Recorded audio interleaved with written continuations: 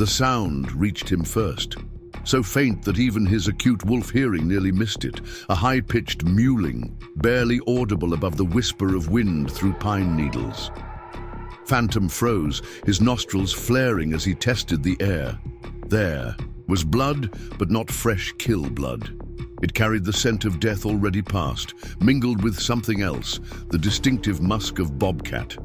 Caution warred with curiosity. Bobcats were not prey, nor were they threats to a healthy wolf, but they were territorial competitors. Their paths crossed rarely, and when they did, it was with mutual avoidance. But the sound, it continued, weak and intermittent. The distress call of the very young. Phantom adjusted course, moving silently despite his injury. As he crested a small rise, the scene revealed itself in stark clarity. A female bobcat lay dead at the base of a rocky outcropping, her body already stiffening in the cold. The cause was immediately apparent, the distinctive wounds of a mountain lion attack, probably territorial. But it was what lay beside her that drew Phantom forward with cautious steps. 3 tiny bobcat kittens, their spotted fur still downy soft, their eyes barely open, huddled against their mother's cooling body. They were perhaps 3 weeks old enough to have begun the transition to meat, but far too young to hunt or survive independently. Without intervention, they would be dead before nightfall, claimed by cold, hunger, or any passing predator. Tatu. Rational response, the wild response, would have been to leave. The natural world operated on an elegant but harsh calculus of survival. These kittens were not his concern. They were not his species. In the brutal mathematics of winter survival, they represented 3 fewer competitors for scarce resources. Yet Phantom didn't leave. Perhaps it was his own recent exile, the fresh memory of abandonment that kept him rooted to the spot.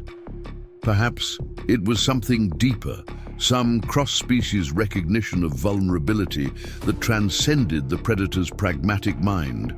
Or perhaps, as some researchers would later theorize, it was the simple biological imperative of nurturing, misdirected by circumstance and isolation. Whatever the cause, Phantom approached the tiny kittens, his massive wolf head lowering to their level.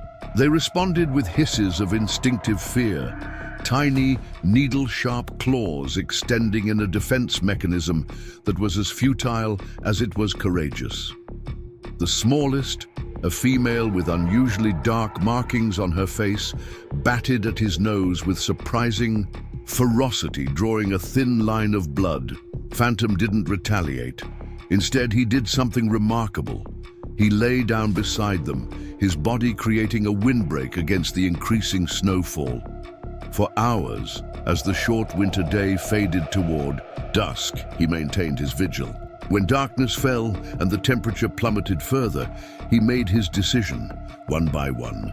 With a gentleness that belied his predator's jaws, Phantom lifted each kitten by the scruff. The first 2, both males, squirmed and protested. The little female with the dark markings remained defiant, hissing even as she dangled from his mouth. With his precious cargo, Phantom made his way back to his makeshift den, moving with painful slowness to avoid jostling his adopted charges. The cave wasn't much, but it was shelter. In one corner, Phantom had created a nest of sorts from pine, needles, and dried grasses. He placed the kittens there, then dragged the remains of his turkey kill closer. The kittens mewed pitifully, a sound that stirred something long dormant in the lone wolf's brain. With methodical care, Phantom tore tiny strips of meat from the turkey, chewing them slightly before depositing them in front of each kitten. 2 of them, driven by hunger, cautiously accepted this offering. The dark-faced female refused, her tiny body trembling with cold and fear. Phantom gently nudged her with his nose until she relented, accepting the smallest morsel.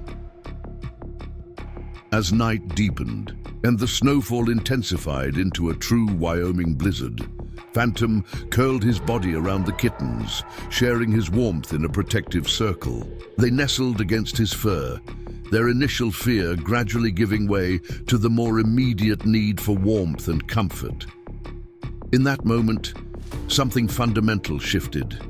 It would be weeks before Phantom himself understood the enormity of the change, and years before humans documented and marveled at it. But in that small cave, as the storm raged outside, the first tenuous bonds of an impossible family began to form. Miles away, in a rustic cabin nestled in the foothills of the same mountain range, Marcus Blackwood stared out at the same snowstorm. At 42, the former Army Ranger had the weathered look of a man who had seen too much of the world's harshness. 20 years of military service, including 4 combat tours, had left their mark, not just in the scarred tissue that wrapped around his left shoulder and torso, but in the shadows that sometimes darkened his eyes when memory ambushed him. 3 years into his self-imposed isolation as a wildlife photographer and sometimes consultant for the Wyoming Department of Fish and Wildlife, Marcus had found a measure of peace in these mountains. The wilderness offered a purity that helped quiet the chaos that sometimes still raged in his mind. Through his camera lens, he documented the brutal beauty of natural cycles, predator and prey, seasons of abundance and scarcity, life and death playing out without malice or regret. "Going to be a rough one," he muttered to his companion, a 3-legged Australian shepherd named Scout, who had been his constant shadow since his return to civilian life. The dog huffed in agreement, pressing closer to Marcus's leg as the wind howled around the cabin's sturdy walls. Marcus checked, his equipment by the door, the specialized wildlife camera traps he planned to retrieve and relocate once the storm passed. He had been documenting wolf movements for the past 18 months, part of a larger study on how the reintroduced predators were adapting to territorial pressures from both natural competitors and human encroachment. The Granite Peak Pack had been his primary focus, their dynamics particularly interesting as the aging alpha neared the end of his tenure. Marcus had watched through his telephoto lens as tensions mounted between the two brothers, vying for succession. He had documented the brutal fight 3 weeks earlier, the unexpected intervention of the alpha, and the subsequent exile of the beta wolf, the magnificent male Marcus had nicknamed Phantom for his unusual coloring and uncanny ability to disappear in the landscape. "Wonder if he survived the injury," Marcus said to Scout, who tilted his head in canine curiosity. "That wound looked bad, and a lone wolf has tough odds, especially heading into winter." Little did Marcus know that after the storm cleared, his wildlife cameras would capture the first documentation of a phenomenon that would eventually rewrite scientific understanding of interspecies relationships and adaptive behavior. The impossible family forming in a small cave miles away would soon become the focus of his life's work, and in ways he couldn't yet imagine, an unexpected mirror to his own journey of healing. As the blizzard intensified into whiteout conditions, both man and wolf settled in for the long night, each protecting their own charges. Scout curled against Marcus's feet, the Bobcat Kittens nestled into Phantom's warm fur. 2 wounded warriors, 1 human and 1 wolf, their paths destined to intersect in ways that would transform them both. The first night was the most precarious. The kittens, traumatized by their mother's death and the dramatic change in their circumstances, drifted between exhausted sleep and periods of distressed mewing. Twice, the smallest male tried to wander from the nest, his tiny legs carrying him on an unsteady path toward the cave entrance and certain death in the blizzard beyond. Each time, Phantom gently retrieved him, carrying him back to the relative warmth of their shared bed. The dark-faced female remained the most resistant, hissing whenever Phantom came too close. Yet she was also the first to feed properly, when, at dawn, the wolf carefully prepared more tiny portions of meat. Her survival instinct, it seemed, was the strongest of the three, a quality that would serve her well in the extraordinary journey ahead. As the blizzard finally released its grip on the mountains 3 days later, a transformed landscape emerged. The Wind River Range stood draped in pristine white, its jagged peaks softened by snow, its valleys filled with drifts that would challenge even the most adapted wildlife. This corner of Wyoming represented one of the last truly wild spaces in the contiguous United States. Over 2.25 million acres of protected wilderness sprawling across 3 national forests, creating an ecosystem where nature still ruled with minimal human interference. The region's unique geography created a perfect crucible for wildlife diversity. Alpine tundra descended into mixed conifer forests, which gave way to sagebrush plateaus and river valleys. This vertical range of habitats supported everything, from tiny pika in the Rocky Highlands to massive elk herds that migrated through the lower elevations. It was a landscape that demanded specialization, where each species had evolved specific adaptations to survive in their particular niche. Wolves and bobcats occupied different spheres within this ecosystem. The reintroduced gray wolves, only 2 decades into their return to the region after being hunted to local extinction in the 1920s, had reclaimed their role as apex predators. They traveled in coordinated packs, bringing down large ungulates and controlling prey populations through their presence. Their primary domain was the open valleys and forest edges, where their cooperative hunting strategies could be deployed to maximum effect. Bobcats, by contrast, were solitary ambush predators who thrived in the rugged, broken terrain that punctuated the region. Smaller but incredibly athletic, they specialized in hunting rabbits, squirrels, and ground-dwelling birds in the dense underbrush. Their spotted coats provided perfect camouflage in dappled forest light, making them nearly invisible. Until the moment they struck, the natural order rarely saw these species interacting beyond occasional territorial disputes. Their evolutionary paths had diverged millions of years ago, creating not just physical differences, but fundamentally different ways of perceiving and navigating the world.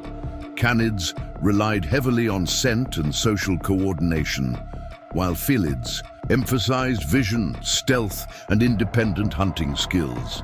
They were, in every meaningful way, designed to be strangers, or at most, wary competitors rather than companions.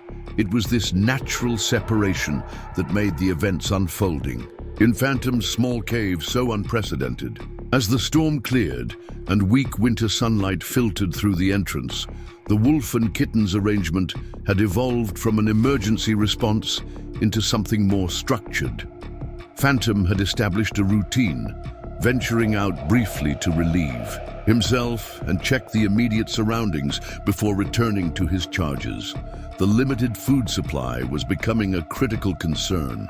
The turkey remains were now picked clean, and the kittens, growing stronger by the day, required regular nourishment.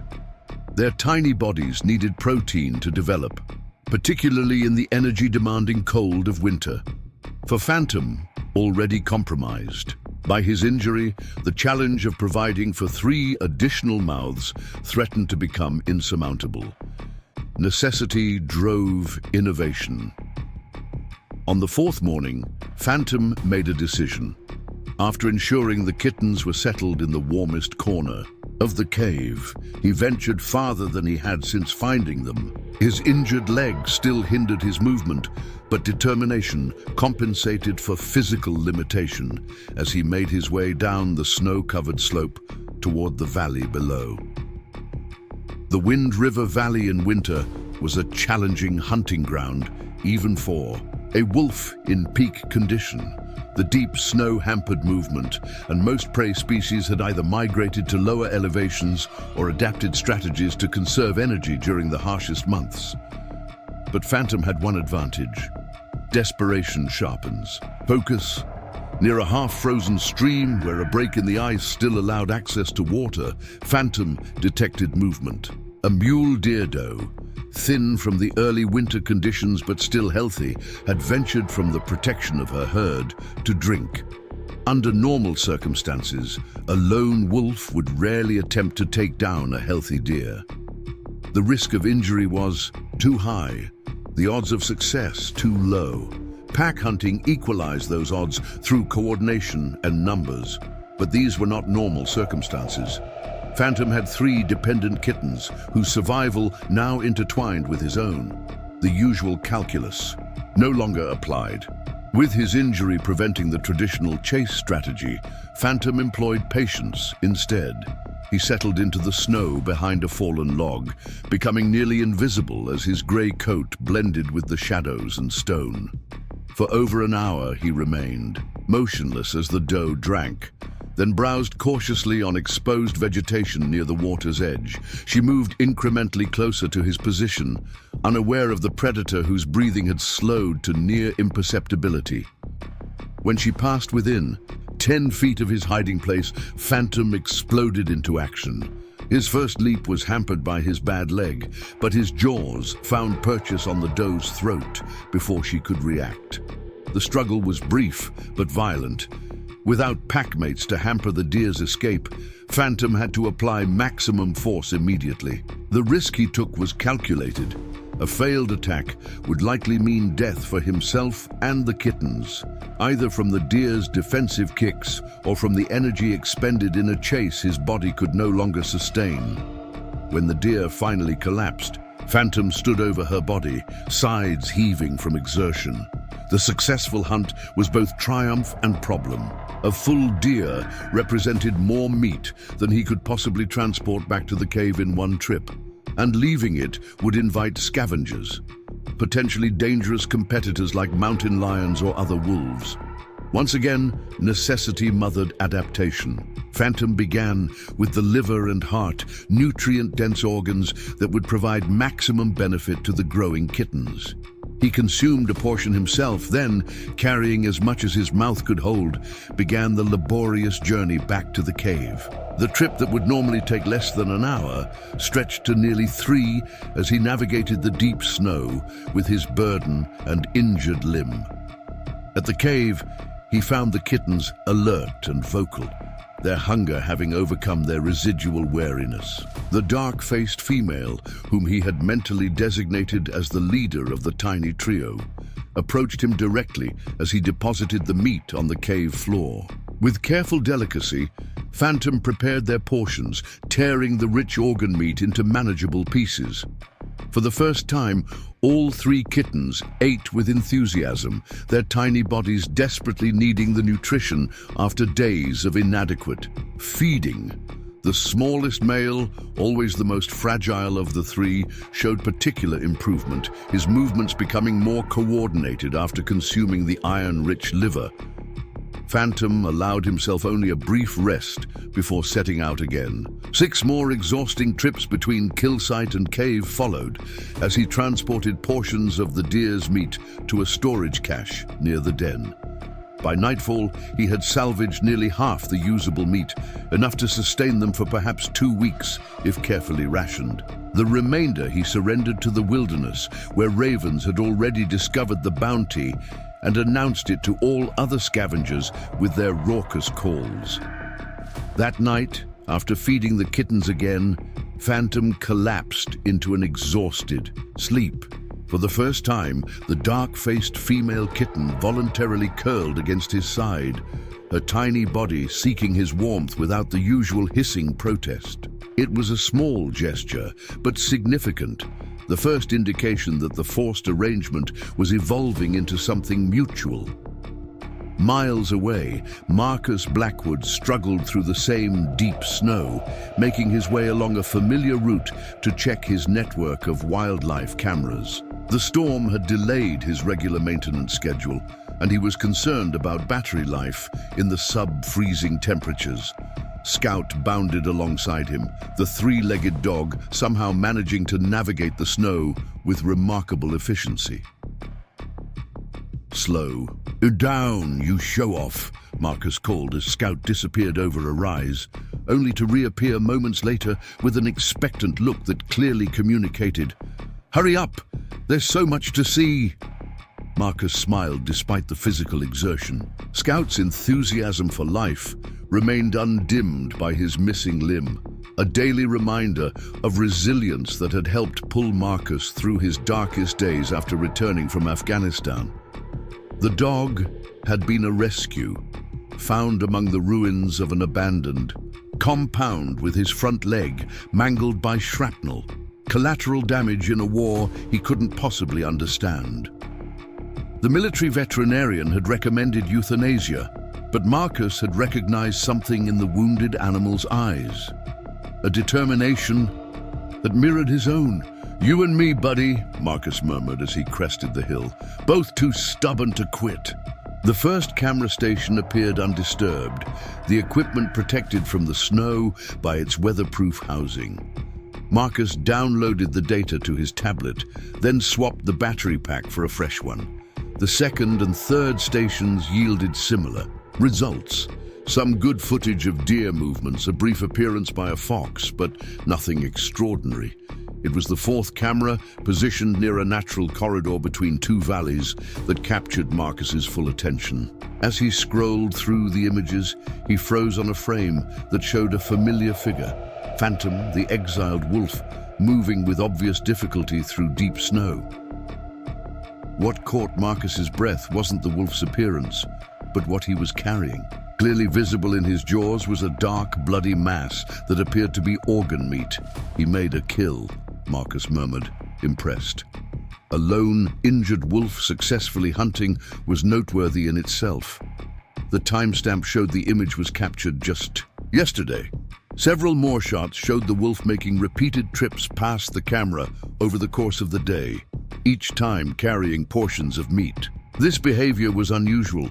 Wolves typically gorged at a kill site rather than transporting food, unless they were bringing it back to a den with pups. But this was the wrong season for pups. Wolf breeding wouldn't begin until January or February, with births in spring. So why was a lone male exhibiting denning behavior in early December? "What are you up to, Phantom?" Marcus whispered, his researcher's curiosity fully engaged. He checked the camera's orientation, noting the general direction of the wolf's travel. If he could locate the den site, it might explain the anomalous behavior. Scout, who had been sniffing around the camera station, suddenly stiffened, his attention locked on the ridge above them. Marcus followed his gaze but saw nothing. Still, he trusted the dog's senses. "What is it, boy?" he asked quietly, reaching for the binoculars hanging at his chest. As he scanned the ridgeline, a movement caught his eye. The distinctive shape of a wolf, grey against the white snow. Phantom stood at the top of the rise, watching them with obvious awareness. For a long moment, man and wolf regarded each other across the distance. Unlike most wild wolves who would have retreated immediately upon spotting a human, Phantom held his ground. There was an intensity in his posture, an alertness that seemed almost like assessment. Marcus remained motionless, allowing the wolf to make his own decision. After nearly a minute of mutual observation, Phantom turned and disappeared over the ridge. The encounter was brief but significant. It suggested the wolf had overcome some of his natural wariness of humans, perhaps due to whatever circumstances had led to his unusual behavior. "Definitely worth investigating," Marcus said to Scout, who wagged his tail in agreement. "Let's check the rest of the cameras, then maybe we'll see about finding where our friend is denning." As Marcus continued his rounds, he was unaware that he had already been categorized in Phantom's mind, not as an immediate threat, but as a potential one. The wolf's new responsibilities had made him more cautious about his territory, more strategic in his assessment of risks. The human's presence so close to his adopted family had triggered protective instincts that would normally be reserved for wolf pups. Back at the cave, the kittens had begun the transition from helpless infants to active explorers. The two males ventured short distances from the nest, wrestling with each other in the play fighting that would eventually develop their hunting skills. The dark-faced female watched these antics with what appeared to be calculated interest, occasionally joining in, but more often observing, as if studying techniques. Their development was accelerated by necessity and opportunity. The rich nutrition from the deer meat had triggered growth spurts, and their constant exposure to Phantom's movements provided models for their own motor development.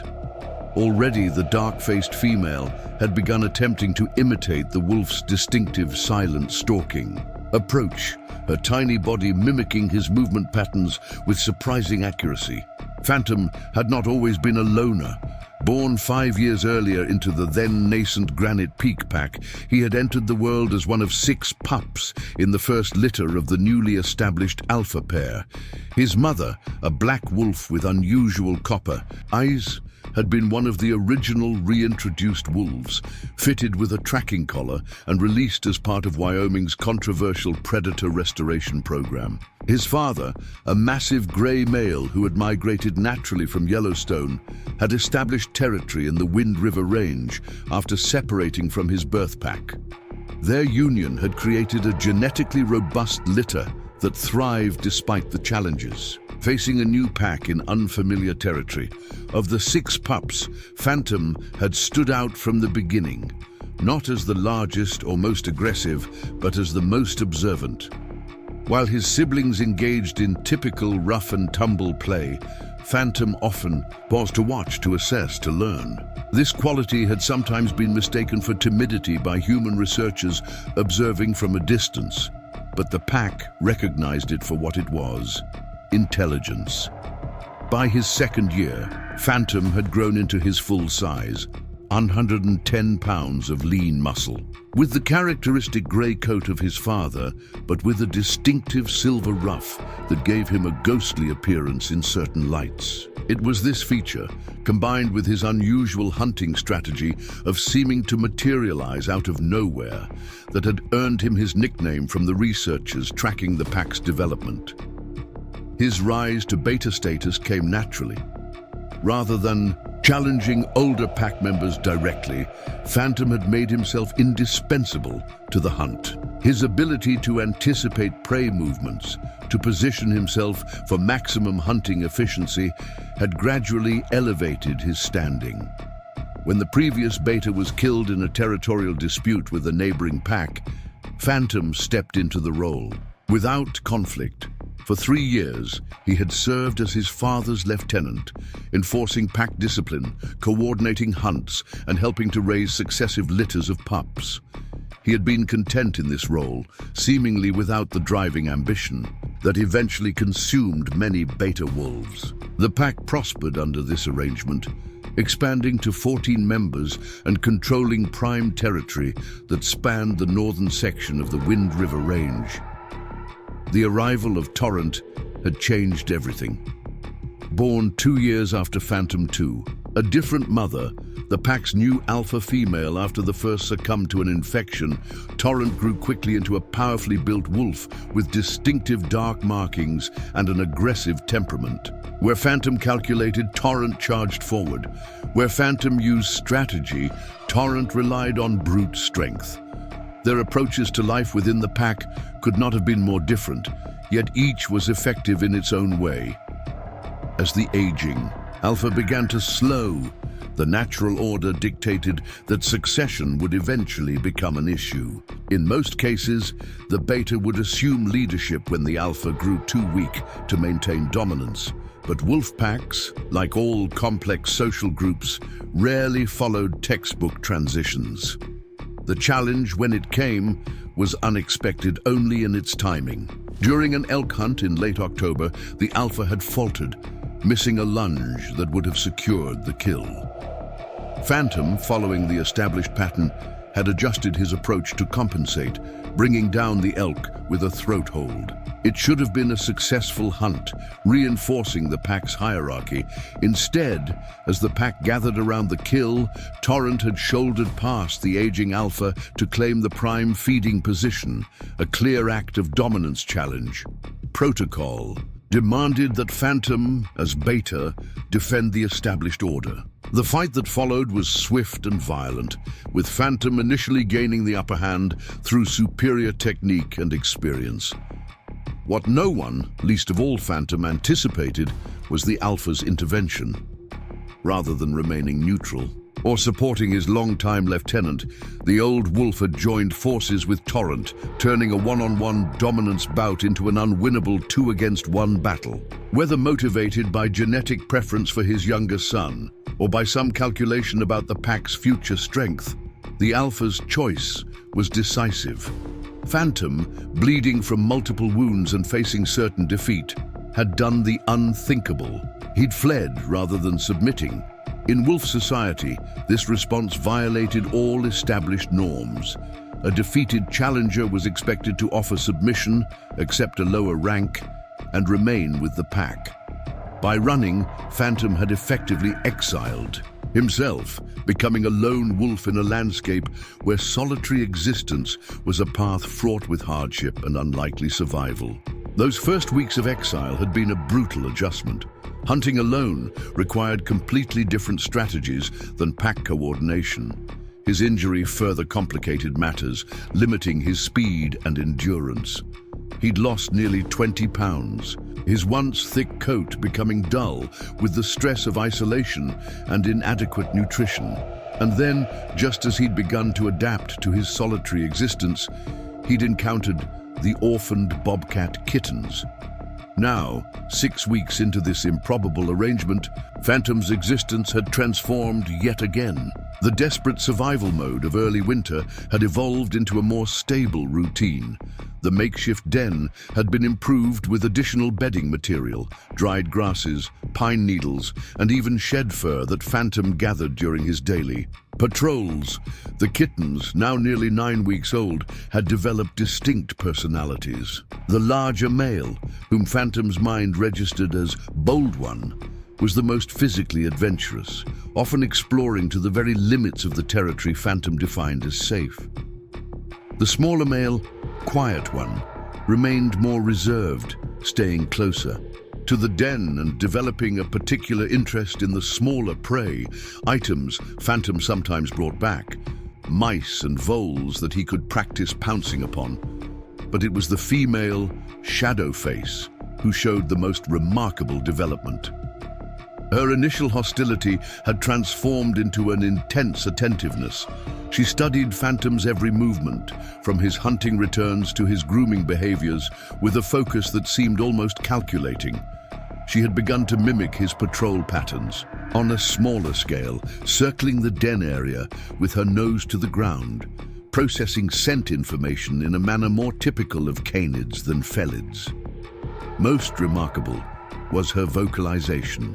While her brothers maintained typical bobcat sounds, the chirps, growls, and hisses characteristic of their species, Shadowface had begun experimenting with a broader vocal range.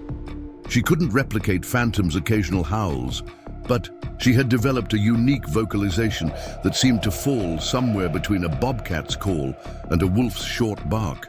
It was as if she were attempting to create a communication bridge between their species. The hunting arrangement had also evolved. Phantom still provided the majority of their food, but the kittens had begun contributing in their own way. Their natural pouncing instincts, honed through play and observation, had made them excellent at catching the mice and voles that ventured near the den. These small successes were important not just nutritionally but developmentally. Each successful hunt reinforced behaviors that would eventually allow them to survive independently. Phantom's own body had adapted to this new family structure. The wound on his hind leg had finally healed completely, though it had left him with the permanent limp that would always limit his top speed. His weight had stabilized. The specialized carrying behaviors he'd developed to transport food back to the kittens, having built new muscle patterns that compensated somewhat for his disability. Most significant was the change in his mental state. The depression and listlessness that had characterized his early exile had been replaced by purposeful activity. The kittens provided focus, their needs creating a structure that organized his days. Their presence also satisfied the pack instinct that ran deep in his wolf DNA. The drive to be part of a social group, to have a defined role within a family unit. This morning, as weak winter sunlight filtered into the den, Phantom emerged from sleep to find all three kittens piled against his side for warmth. Outside, fresh snow had fallen overnight, covering their tracks from yesterday's hunting lesson. The temperature had dropped significantly, bringing the deep cold that made hunting more difficult, but also drove prey to take greater risks in their own search for food. Phantom rose carefully, trying not to disturb his sleeping charges. A quick check of their food cache showed they had enough for today, but tomorrow would require a new hunt. He moved to the den entrance, surveying their surroundings with all his senses. The air carried the sharp clarity of deep winter, each scent distinct and identifiable. Nothing threatened their immediate safety. Just as he was about to settle back inside, a new scent caught his attention. The distinctive odor of human and dog. Not close, but definitely within his expanded territory. It was the same pair he had observed 2 days earlier. The human with the metal objects and the three-legged dog, who moved with surprising agility through the snow. Phantom's initial reaction was cautious concern. Humans generally meant danger, especially to a wolf. Yet this particular human hadn't behaved like a hunter when they'd locked eyes across the valley. There had been no weapon raised, no aggressive movement, just observation, a quality Phantom, recognized and respected. Still, with the kittens to protect, he couldn't afford to take chances. Phantom decided to conduct a wider patrol to determine exactly where the human was and what threat, if any, he posed. He returned to the sleeping kittens, gently nosing each one. Shadowface woke immediately, her amber eyes fixing on him with that unsettling intelligence. With a series of subtle body movements, skills they had developed over weeks of cohabitation, Phantom communicated his intention to patrol and her responsibility to keep her brothers within the den. It was an interaction that would have astonished biologists. A wolf and a bobcat kitten engaged in non-verbal communication that both species understood. Yet in the crucible of their unusual circumstance, such adaptation had become necessary and therefore possible. Phantom took one final look at the kittens, then slipped out into the snow. His limp was more pronounced in the cold, but he moved, with purpose, following a route that would allow him to circle downwind of the human's last known position. Marcus Blackwood knelt in the snow, carefully adjusting the positioning of his newest camera trap. This one was equipped with both motion sensing and infrared capabilities, allowing for clear night footage without the disturbing flash that might alter animal behavior. Scout watched attentively from a few feet away, occasionally lifting his nose to test the air currents. "That should do it," Marcus murmured, mostly to himself. This was the fifth camera he'd placed in what he now believed was Phantom's territory. The wolf's unusual behavior had triggered Marcus's researcher instincts. Something significant was happening here, something worth documenting. His working hypothesis was that the exiled wolf had either found another displaced wolf or perhaps a coyote and formed an atypical alliance. Such arrangements weren't completely unknown in the wild, particularly when normal social structures were disrupted. If he could document such a case, it would make for a fascinating research paper and further understanding of adaptive behaviors in apex predators. As he packed up his equipment, Scout suddenly stiffened, his attention locked on a ridgeline to their west. Marcus followed his gaze, but saw nothing in the expanse of white snow and dark pine. "What is it, boy?" he asked quietly, reaching slowly for his binoculars. Through the magnified lenses, he finally spotted what had alerted Scout. The gray form of Phantom, partially concealed behind a stand of juniper, watching their every move. The wolf was downwind, using the position to gather scent information while remaining undetected by less observant intruders. It was a textbook example of wolf intelligence, and it confirmed something important to Marcus. Phantom was protecting something in this territory, something valuable enough to risk closer human proximity than most wild wolves would tolerate. "Clever guy," Marcus said softly, lowering the binoculars. "Don't worry, we're just observers." He deliberately moved slowly. As he finished packing, making no sudden movements that might be interpreted as threatening, Scout, taking his cue from Marcus, remained calm but alert, occasionally glancing toward the hidden wolf, but showing none of the excitement or aggression that might trigger a defensive response. When they finally departed, Marcus chose a route that clearly took them away from the area where he suspected Phantom's den might be located. It was a deliberate signal. "We are not interested in your secrets. We are not a threat to what you protect." From his vantage point, Phantom watched the human and dog retreat down the valley. Their behavior confused his instincts. They had placed the strange metal object, similar to others he had noticed throughout his territory, but had made no attempt to track him or to approach the den area. The three-legged dog, which should have been eager to chase or confront a wolf, had remained disciplined and non-aggressive. Most perplexing was the human's direct acknowledgement of his presence. The man had looked directly at his hiding place, then deliberately turned away, a gesture that in wolf communication signaled non-confrontation. It was almost as if the human understood and respected territorial boundaries. Phantom remained at his observation post until the intruders disappeared from view, then conducted a thorough patrol of the surrounding area, checking for any signs of approach toward the den. Finding nothing concerning, he circled back, pausing to catch a careless snowshoe hare that crossed his path. The fresh kill would be welcome addition to their dwindling food stores.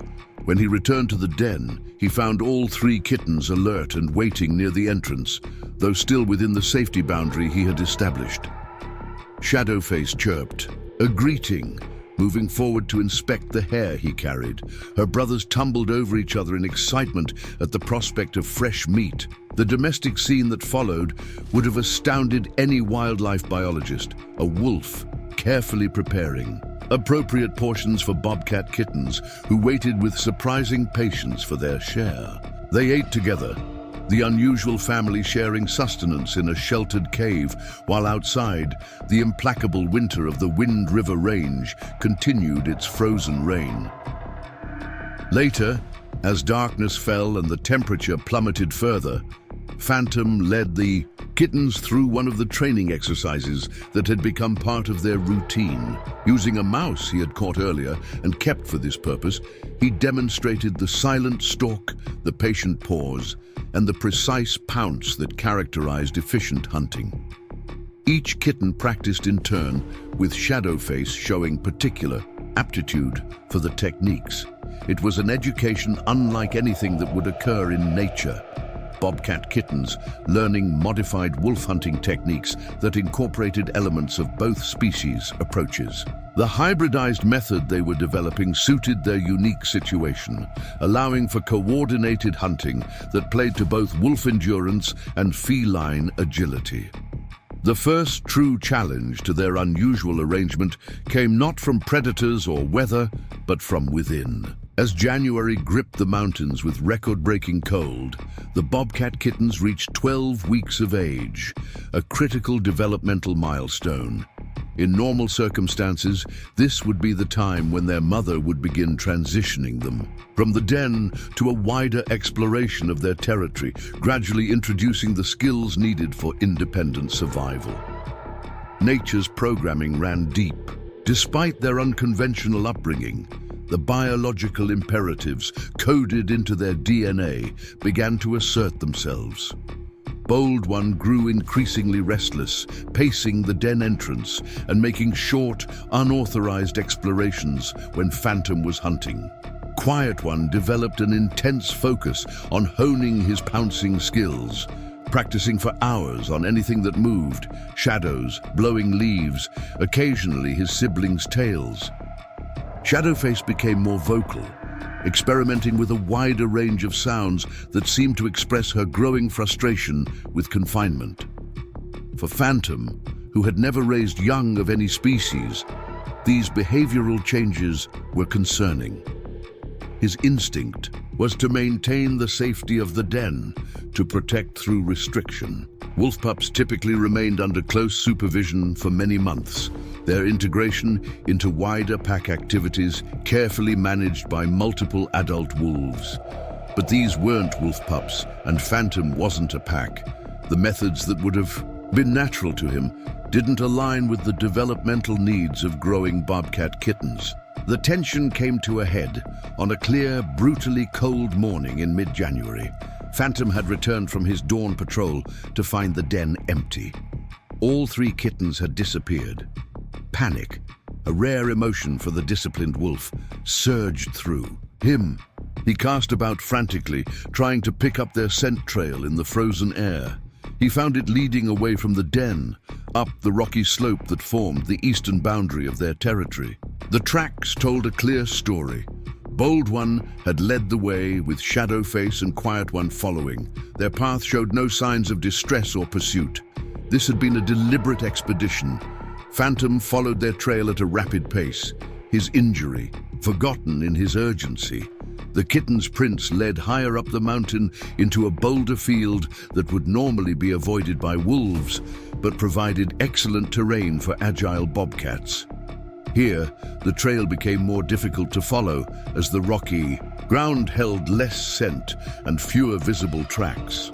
A high-pitched cry drew his attention to a crevice between 2 massive boulders. There he found Quiet One, trapped in a narrow space he had unwisely attempted to explore. The kitten was unhurt, but thoroughly stuck, his growing body wedged in a gap that would have accommodated him a few weeks earlier. Of his siblings there was no sign. With careful maneuvering, Phantom managed to help Quiet One extract himself from the predicament. Once freed, the kitten pressed against the wolf's leg, clearly shaken by his misadventure. But rather than leading him immediately back to the safety of the den, Phantom realized he needed to locate the other 2 kittens first. Their trail continued through the boulder field, eventually leading to a small plateau that offered a commanding view of the valley below. Here, Phantom found Bold One perched on a rock outcropping, surveying his kingdom with evident satisfaction. The young male showed no remorse when Phantom approached, merely chirping what sounded suspiciously like a greeting before returning his attention to the panoramic view. Shadowface proved more difficult to locate. Her tracks separated from her brothers, leading to a small copse of stunted pines that clung tenaciously to the windswept slope. Phantom searched the area thoroughly before finally spotting her, not on the ground, but above. The young female had climbed nearly 15 feet up into a pine, her spotted form almost invisible against the mottled bark. This was a quintessentially bobcat behavior. Wild bobcat mothers often use trees as training grounds for their young, teaching them to climb as both a hunting advantage and a safety measure. Shadowface, despite having no bobcat mentor, had independently discovered this natural skill.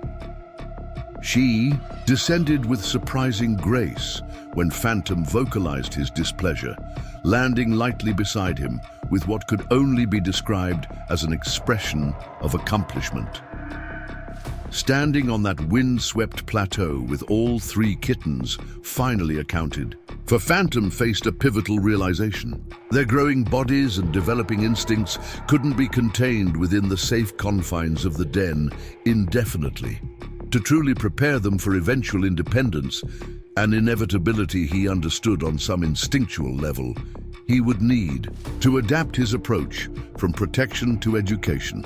The journey back to the den became the first of what would evolve into regular training expeditions. Rather than herding the kittens directly home, Phantom took a circuitous route, pausing at various terrain features to demonstrate how to navigate them safely.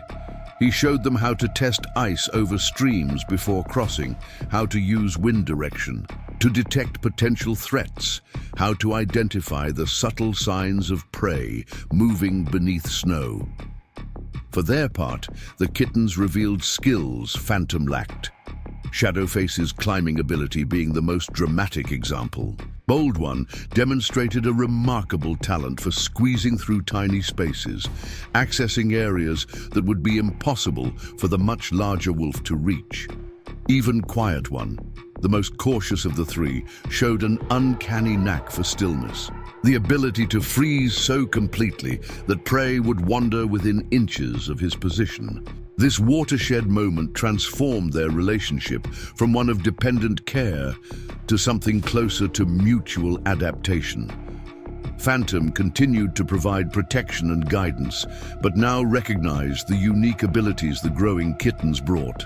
To their unconventional family unit, the teaching became increasingly bidirectional, creating a hybrid skill set that leveraged the strengths of both species. As January gave way to February, their expeditions grew longer and more elaborate. Phantom began incorporating actual hunting into these outings, starting with small prey that presented minimal risk. The first coordinated hunt, a snowshoe hare that they cornered among fallen timber, became a watershed moment. Phantom drove the hare forward while Shadowface positioned herself above on a log. Her precisely timed pounce, coupled with Bold One's flanking maneuver, resulted in their first truly collaborative kill. The success triggered a celebration of sorts, vocalizations and physical expressions of excitement that transcended species, boundaries. Even Phantom, typically reserved in his wolf demeanor, participated in the moment of triumph, accepting the kitten's body bumps and face rubs with unusual demonstrativeness. This evolving arrangement caught the attention of more than just its participants. Marcus Blackwood's strategically placed cameras had begun capturing fragments of this unprecedented relationship. The footage was incomplete. Glimpses of collaborative movement through the landscape, the wolf and kittens traveling together. In a coordinated unit, occasional frames showing what appeared to be deliberate communication between species that should, by all natural logic, be adversaries rather than allies. "I'm telling you, it's like nothing I've ever seen," Marcus explained over a satellite phone call to Dr. Elena Vasquez, his former doctoral advisor at the University of Wyoming, and now the head of their wildlife biology department. The initial footage suggested some kind of temporary association, maybe opportunistic tolerance, but what I'm seeing now indicates something much deeper, genuine cross-species cooperation, and what appears to be knowledge transfer. "Are you absolutely certain they're Bobcat Kittens?" Elena's voice crackled through the connection, professional skepticism evident even through the poor reception. "Not coyote pups or some other canid that might explain the association?" "No question," Marcus replied, scrolling through the images on his laptop. "The spotted coat pattern is unmistakable, and I've got clear shots of their distinctive short tails and ear tufts. These are definitely juvenile bobcats, probably around 3 months old now, based on their size and development." "And you're confident this wolf, Phantom you called him, is caring for them rather than just tolerating them in his territory?" "The evidence is pretty compelling," Marcus said. "I've got multiple clips showing him bringing food back to what I believe is their den site. The most recent footage shows what appears to be coordinated movement patterns, the wolf and kittens maintaining specific formations as they travel. It looks almost like tactical positioning." The line went silent for a moment before Elena responded. "If you can document this conclusively, it would be, well, unprecedented wouldn't even begin to cover it. Cross-species adoption has been observed. Lions taking in antelope calves, dolphins protecting seal pups, but those are typically short-lived anomalies. What you're describing sounds like genuine integration." "I need more equipment," Marcus said. "Higher resolution cameras, maybe some with extended battery life for the colder temperatures we're experiencing. and I could use a field assistant. This territory is too large for me to cover adequately on my own. I might have just the person, Elena replied after a moment's consideration. Gabriela Reyes. She's finishing her master's work on interspecies communication. She was planning to do her PhD research on wolf pack dynamics starting this summer. But this opportunity might be too good to pass up. Let me speak with her.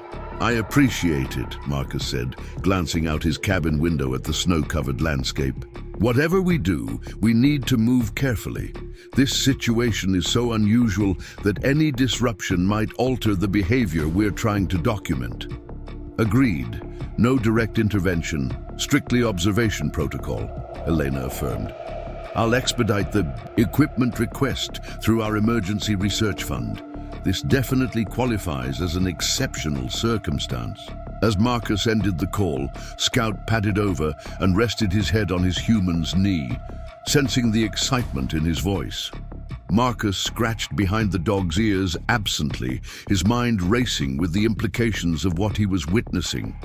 We might be observing evolutionary adaptation in real time, buddy, he murmured.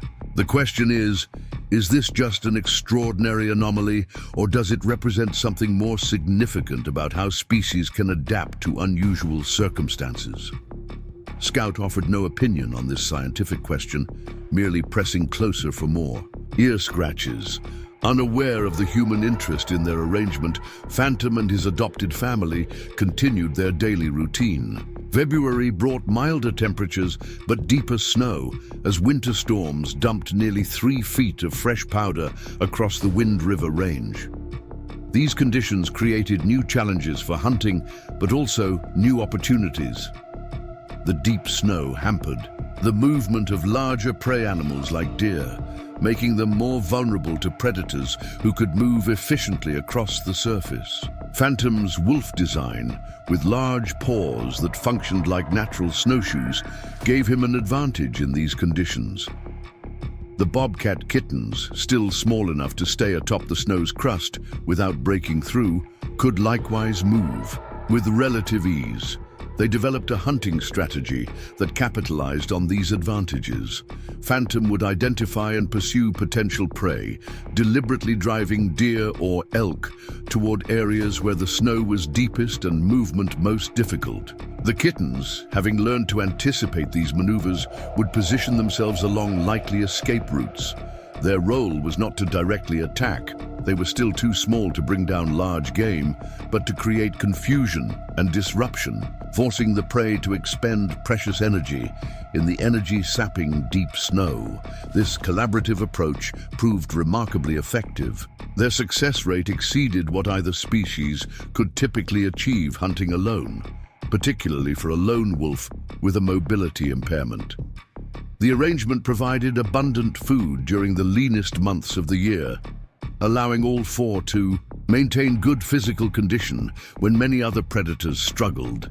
The kittens continued to develop at an accelerated rate, their bodies growing stronger and their skills more refined with each passing week. By late February, they had reached nearly 2/3 of their adult size, with Shadowface slightly smaller than her brothers, but compensating with superior agility and climbing ability. Their personalities likewise continued to evolve. Bold One remained the most physically assertive, often taking point position during hunts and being the first to investigate new territories.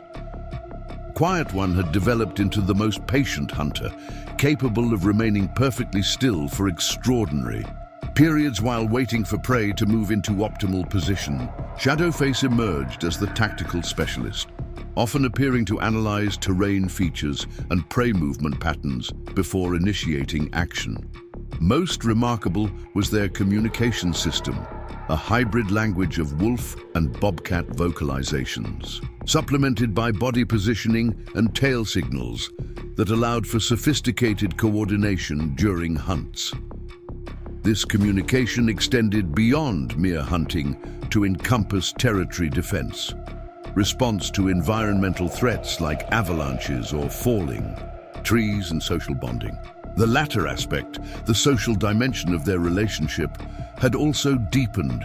What began as a rescue driven by Phantom's displaced parental instincts had evolved into genuine affiliation. The nighttime arrangement in the den exemplified this transition.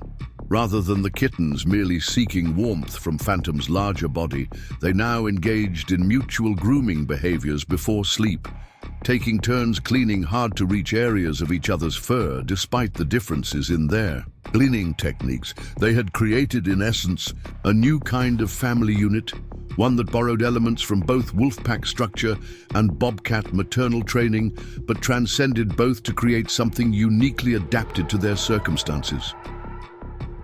This harmonious arrangement faced its first serious external threat in early March. The weather had turned unexpectedly warm, creating dangerous conditions as the massive snowpack began to shift and settle. These temperature fluctuations also disrupted normal prey movement patterns, making hunting more challenging just as the kittens' growing bodies demanded increased nutrition. Phantom had led them further from their established territory than usual, following the trail of a small herd of elk that had moved up the valley. They had successfully brought down a yearling cow, a significant achievement that would provide food for several days, and were in the process of feeding when the threat appeared. The mountain lion was a mature male in his prime, likely drawn by the scent of the fresh kill. Under normal circumstances, a lone wolf would yield to a cougar rather than risk injury in a confrontation over food. A mother bobcat would certainly flee with her young rather than engage such a formidable predator. But the dynamics of this unusual family had created different response patterns. Phantom immediately positioned himself between the cougar and the kittens, his hackles raised and teeth bared in unmistakable warning. The three bobcat kittens, rather than scattering in fear, adopted a formation behind him, not fleeing but positioning themselves for coordinated action if needed. The mountain lion paused, clearly confused by this unprecedented defensive arrangement. His experience had not prepared him for a wolf and three bobcats operating as a unit. The standoff lasted nearly 5 tense minutes, predator assessing predator across 20 feet of blood-stained snow. The mountain lion took a tentative step forward, massive paws silent on the packed snow. His tawny eyes remained fixed on the elk carcass, hunger temporarily overriding caution. At over 150 pounds of pure predatory muscle, he represented the apex of solitary hunters in the Wind River ecosystem. Unlike wolves, who relied on pack tactics, or bobcats who used stealth and ambush, mountain lions combined raw power with explosive speed, a deadly combination that had placed them atop the predator hierarchy for millennia. Phantom understood the stakes with perfect clarity. This was no territorial dispute that could be resolved through display and threat. The cougar's hunger and opportunity had created a zero-sum scenario. Either he would claim the kill, or they would defend it. Retreat meant surrendering desperately. Needed nutrition for his growing family. Defense meant risking potentially fatal injury against a larger, more powerful opponent. What happened next demonstrated the remarkable adaptation that had occurred within their unusual family unit. Without any audible communication, Shadowface and her brothers executed a perfectly coordinated maneuver, while Phantom maintained direct confrontation with the mountain lion. Bold One circled to the right, moving with surprising stealth for his size. Quiet One edged left, belly low to the ground, almost invisible against the snow and rocks. Shadowface, demonstrating her now refined climbing skills, scaled a nearby pine with silent efficiency, positioning herself on an overhanging branch. The mountain lion, focus locked on the more obvious threat of the wolf, failed to track these peripheral movements. When he took another step forward, Phantom did not retreat as expected. Instead, the wolf lunged forward with a ferocity that momentarily startled the larger predator, forcing a defensive recoil. This momentary disruption created the opening for the coordinated attack. From his elevated position, Shadowface launched. herself directly onto the cougar's back, her adolescent weight insufficient to bring down the predator, but her claws finding purchase in his thick hide. Simultaneously, Bold One and Quiet One darted in from opposite sides, targeting the mountain lion's haunches with precisely timed strikes. The sudden assault from multiple directions triggered the cougar's defensive instincts. He twisted violently, attempting to dislodge Shadow Face while simultaneously trying to keep Phantom at bay.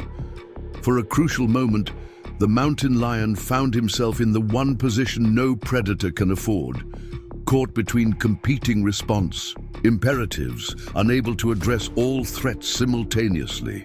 Phantom seized this moment of confusion to press his advantage, driving forward with a direct attack on the cougar's exposed flank. His jaws clamped down with the full crushing force of his wolf bite. Over 400 pounds of pressure focused on a vulnerable area just behind the mountain lion's left shoulder. The cougar's scream echoed across the valley, a sound of rage and pain that sent ravens scattering from nearby trees. With a powerful twist of his massive body, he finally dislodged Shadowface, sending her tumbling into a snowbank. A sweeping strike from his massive paw caught Bold One across the muzzle, drawing blood and forcing the young bobcat into temporary retreat. For a moment, the advantage seemed to shift. The mountain lion, despite his injuries, remained a formidable opponent with the weight and power to potentially kill any of his attackers with a well-placed strike. He rounded on Phantom, recognizing the wolf as the primary threat, and prepared for a decisive counterattack.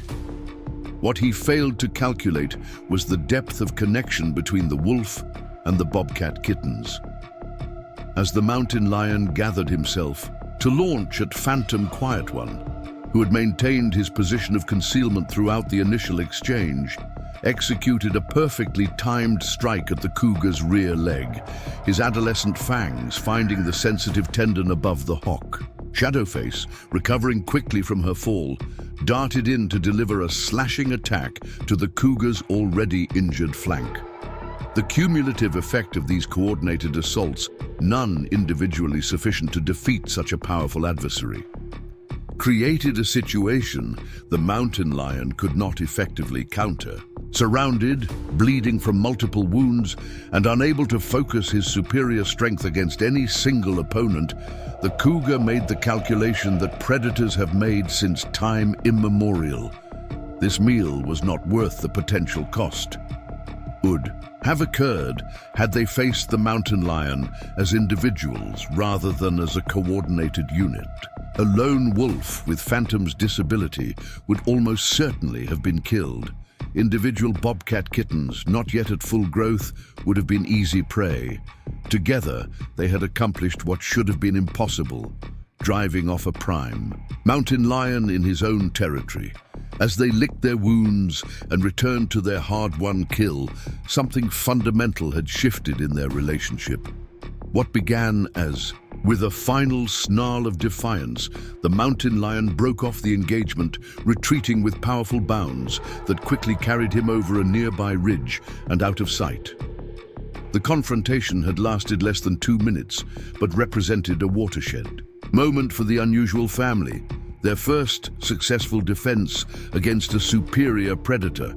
The aftermath revealed both the success of their strategy and its costs. Phantom's shoulder bore a deep gash from the cougar's claws, while Bold One's face showed 3 parallel slashes that would eventually form permanent scars. Shadowface had lost a chunk of fur from her left flank, though the skin beneath remained largely intact. Only Quiet One emerged relatively unscathed, his stealthy approach having kept him from the worst of the conflict. Yet these injuries paled in comparison to what would have occurred had they faced the mountain lion as individuals. Rather than as a coordinated unit, a lone wolf with Phantom's disability would almost certainly have been killed. Individual bobcat kittens, not yet at full growth, would have been easy prey. Together, they had accomplished what should have been impossible, driving off a prime Mountain lion in his own territory. As they licked their wounds and returned to their hard-won kill, something fundamental had shifted in their relationship. What began as rescue and dependency evolved into mutual adaptation, had now been forged in combat into something deeper, genuine family bonds transcending the boundaries of species.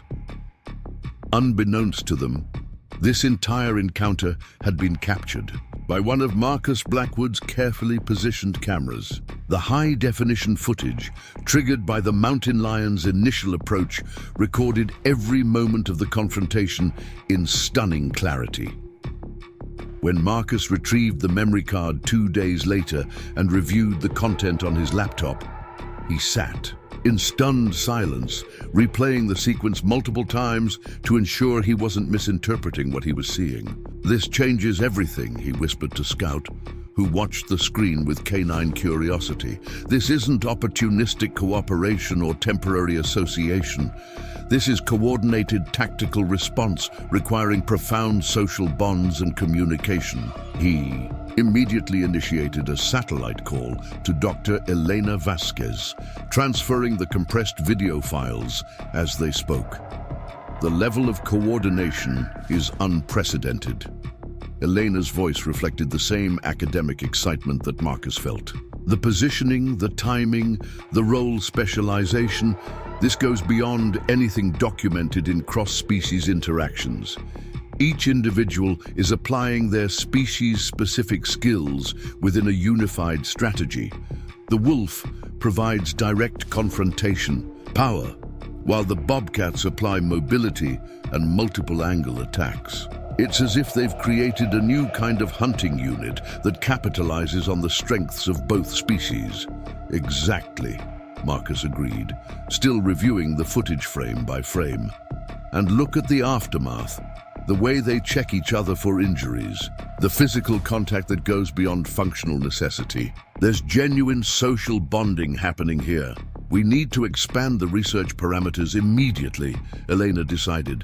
"Gabriella is preparing to join you next week, and I'm sending additional equipment with her. This phenomenon deserves full documentation. We're potentially observing an evolutionary adaptation mechanism in real time." As the scientific machinery began to mobilize around this discovery, Phantom and his family remained oblivious to the wider significance of their arrangement. For them, the successful defense against the mountain lion represented a practical reality rather than a scientific milestone. They had protected their food source and each other, ensuring survival for another day in the unforgiving mountain wilderness. The weeks following the cougar confrontation brought new developments to their evolving family dynamic. The Bobcat Kittens, now approaching 5 months of age, had entered a critical developmental period. In normal circumstances, this would be when a mother bobcat begins the weaning process, still providing guidance, but encouraging increasing independence in hunting and territory establishment. Phantom, guided by instinct rather than intellectual understanding, recognized these changing needs. The training expeditions expanded in both range and complexity, sometimes lasting full days as they explored the outer boundaries of their territory. Each excursion became an opportunity for skills development, with Phantom demonstrating wolf techniques that the kittens adapted to their more agile bodies and climbing abilities. Shadowface, always the most attentive to Phantom's lessons, had developed a hunting approach that blended both canid and felid strategies. She combined the wolf's tracking and pursuit methods with the bobcat's ambush tactics, creating a hybrid technique uniquely suited to her developing physiology. Her brothers likewise developed specialized approaches. Bold One focusing on direct pursuit techniques that utilized his growing strength, while Quiet One refined the patience and stealth that came naturally to him. Most remarkable was the development of their communication system. What had begun as basic signals had evolved into a sophisticated language of vocalizations, body postures, and subtle movements that allowed for complex coordination. Phantom could direct specific actions through short barks and head movements. that the kittens immediately understood and responded to. The kittens, in turn, had developed unique sounds to alert Phantom to different types of observations, prey sightings, potential threats, or interesting discoveries. This communication extended beyond hunting to encompass all aspects of their shared existence. They had specific signals for various predators, different weather conditions, and even expressions of affection or play invitations. It was as if they had developed their own unique dialect, neither fully wolf nor fully bobcat, but a new language suited to their interspecies family.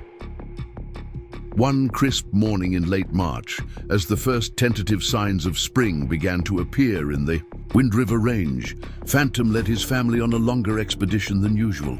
They traveled northward, crossing several ridgelines before descending into an unfamiliar valley. The kittens, now nearly the size of small adult bobcats, moved with confidence through the varied terrain, following Phantom's lead, but occasionally exploring interesting features along the way. As they crested a final ridge, the reason for this extended journey became apparent. Below them lay a small basin sheltered by steep cliffs on three sides, creating a natural windbreak. A spring-fed stream cut through its center, the water flowing freely despite the lingering winter temperatures. Pine and aspen groves provided varied cover, while open meadows offered hunting opportunities. It was, in essence, ideal territory, and defensible, resource-rich, and diverse in its features. Phantom paused at the overlook, allowing his adopted family to survey this new domain. His body language communicated something the kittens had never observed before. Not the alertness of hunting or the vigilance of danger, but something closer to presentation. He was showing them this place, deliberately and with clear intent. Shadowface was the first to understand. She approached Phantom, pressing her head against his foreleg in a gesture of affection they had developed. After a moment, she moved forward independently, beginning to explore the basin with purposeful steps. Her brothers watched, confused initially, before Bold One followed her example. Quiet One lingered near Phantom, seemingly reluctant to grasp the implication of this moment. For Phantom had brought them to their future home, a territory ideally suited to maturing bobcats where they could establish themselves as they grew into adult independence. Some deep instinctual knowledge had guided him to this place and this moment, understanding that the natural order would eventually require separation. The bobcats would soon reach sexual maturity, triggering territorial and mating imperatives that would necessitate independent ranges. Rather than allowing this inevitable separation to occur haphazardly, Phantom had taken the extraordinary step of preparing for it, locating suitable territory and introducing his adopted family to it, before necessity forced a potentially traumatic split.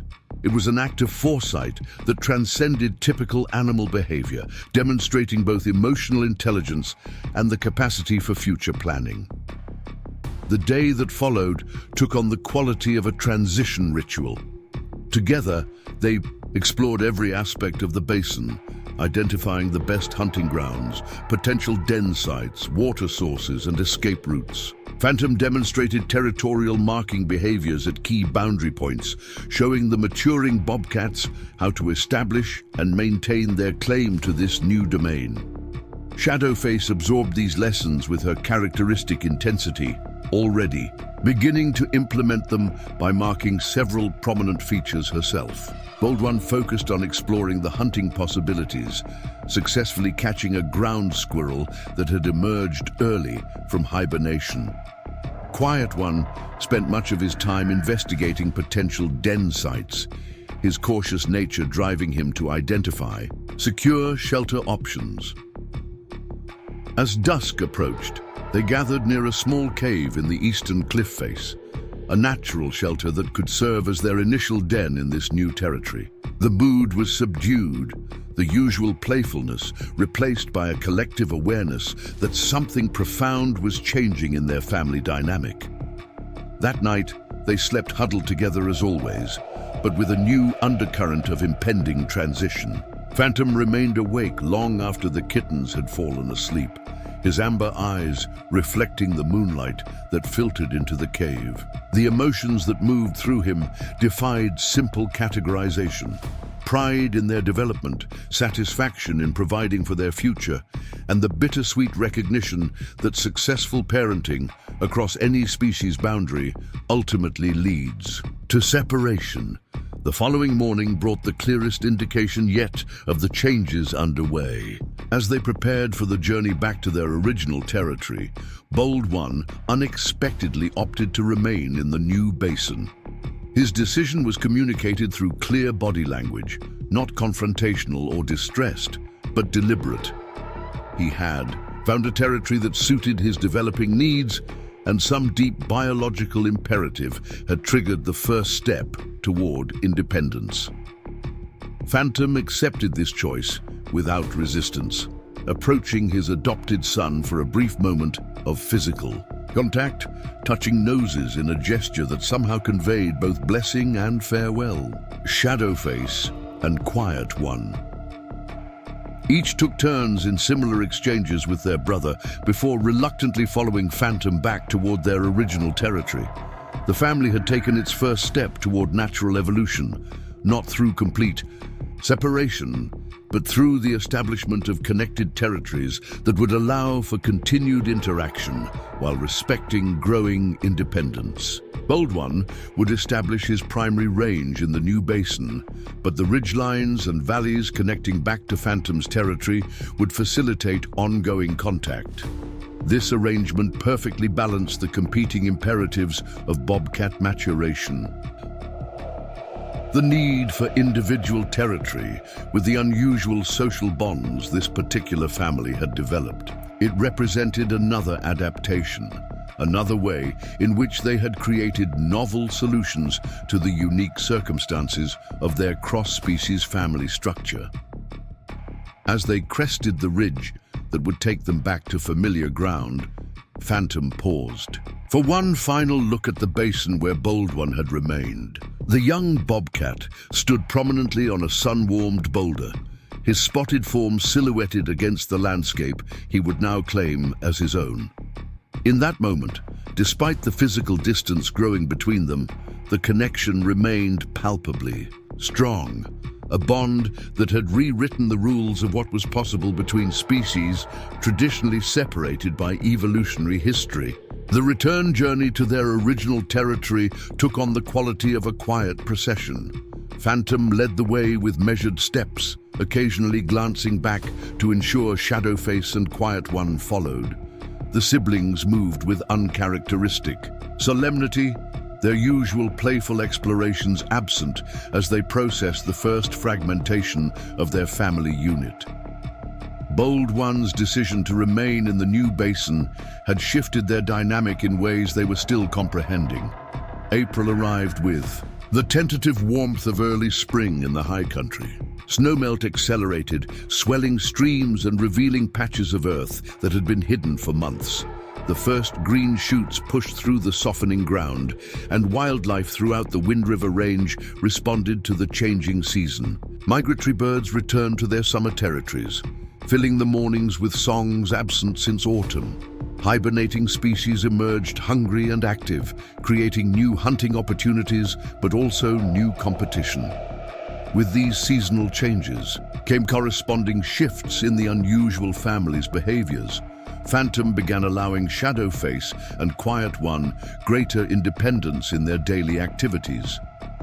Where once he would have maintained constant supervision, he now permitted them to conduct solo hunting expeditions and territorial patrols.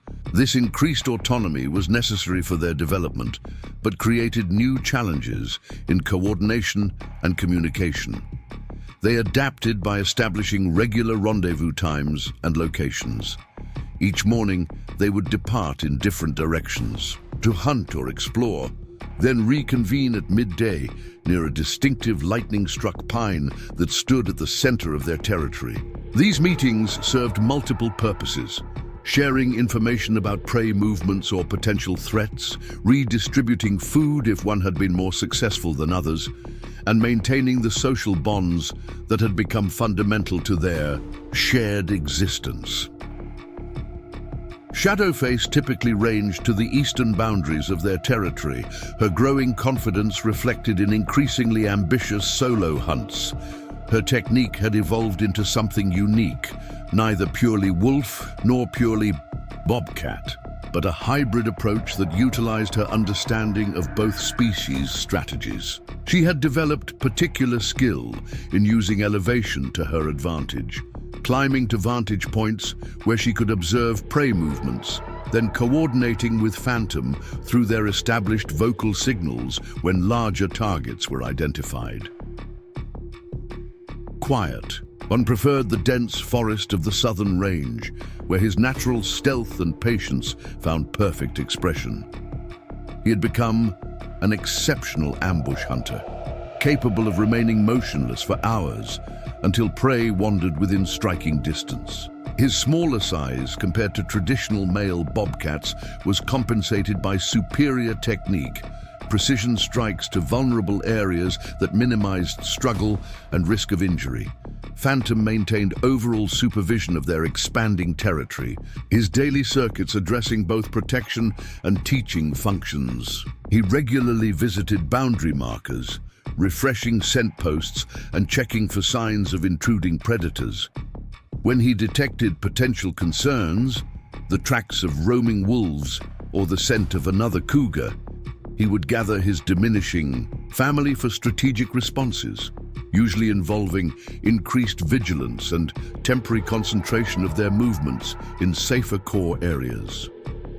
The communication system that connected them continued to evolve in sophistication. They had developed specific vocalizations for different prey species, threat levels, and required responses. Shadowface proved particularly adept at this cross-species language, often serving as translator when quiet ones, more typically bobcat vocalizations, needed interpretation. Phantom, for his part, had incorporated more subtle facial expressions and ear positions into his signaling, adaptations that made his intentions clearer to bobcats who relied more heavily on visual communication than wolves typically did. Their hunting success remained exceptional. The combination of wolf tracking and endurance with bobcat agility and climbing, creating a predatory partnership more efficient than either species alone. As spring advanced and prey became more abundant, they were able to build up body condition lost during the lean winter months. Phantom's frame filled out, his coat regaining the glossy quality that had been diminished during the hardest weeks of winter. The young bobcats continued their growth toward adult size, their spotted coats transitioning toward the more muted patterns of maturity. This period of relative prosperity and established routine was interrupted by an unexpected development. One morning in mid-April, as they gathered for their midday rendezvous, Bold One appeared at the edge of the clearing, not alone, but accompanied by a young female bobcat approximately his age. The newcomer hung back cautiously, her body language displaying the wariness expected of a wild bobcat encountering a wolf. Bold One, by contrast, approached Phantom with the familiar greeting behaviors they had established, clearly demonstrating to his companion that this unusual association represented safety rather than threat. The introduction of this new individual, whom Shadowface would later christen River Sister through their evolving communication system, created another pivotal moment of adaptation. Bold One's natural development had led him to find a potential mate, and he had brought her back to his original family unit for acceptance and integration. Phantom's response to this development revealed the depth of his adaptation to cross-species family dynamics. Rather than displaying the territorial aggression a wolf might typically direct toward an unfamiliar predator, he remained calm, allowing Bold One to facilitate a careful introduction. He kept his posture non-threatening, avoiding direct eye contact with the nervous female bobcat while positioning himself to allow her clear escape routes if she chose to flee. Over several hours, River Sister's initial terror gradually transformed into cautious curiosity. Bold One served as intermediary, moving between his birth family and potential mate, demonstrating through his relaxed behavior that coexistence was possible. By sunset, she had progressed to lying at the periphery of their small gathering, still alert but no longer poised for immediate flight. It represented the first expansion of their unusual social arrangement beyond the original rescued kittens. The implications of this development were significant. Bold One's decision to introduce a potential mate to his interspecies family rather than completely separating into a traditional bobcat pairing suggested that the social bonds and advantages of their unusual arrangement had affected him at a fundamental level. He was, in essence, attempting to expand rather than abandon the cross-species model that had shaped his development. Over the following weeks, a new pattern emerged. Bold One and River Sister established their primary territory in the basin Phantom, had shown them, but made regular visits to the original territory for social interaction and cooperative hunting. This arrangement created a territory network rather than the isolated ranges typical of normal bobcat behavior. It represented yet another adaptation, the creation of a novel social structure that borrowed elements from both wolfpack dynamics and bobcat territorial systems, but conformed fully to neither. The expansion of their unusual family model attracted scientific attention beyond Marcus Blackwood's initial documentation. With Gabriela Reyes now established in a second observation cabin at the periphery of their territory, the research team implemented a comprehensive monitoring system. Additional cameras covered key movement corridors, while non-invasive collection of scat and hair samples allowed for genetic confirmation of individuals and analysis of health markers. The territorial network they're establishing defies conventional understanding of either species, Gabriela explained during a video conference with the expanding research team at the University of Wyoming. Bobcats typically maintain strictly individual territories with minimal overlap except during breeding season. Wolves establish pack territories with clear hierarchical access. This family is creating something else entirely, linked individual territories with regular social interaction and resource sharing. It's essentially the emergence of a new social ecology, Dr. Vasquez agreed, reviewing the latest footage. They're establishing a hybrid model that incorporates advantages from both species approaches, the territorial flexibility of bobcats with the cooperative elements of wolf packs.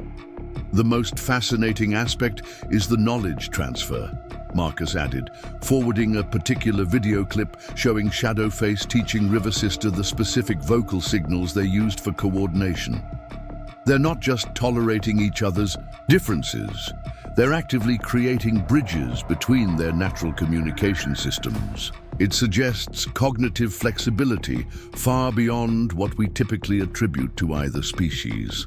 The research team's observations highlighted what Phantom and his family experienced as lived reality.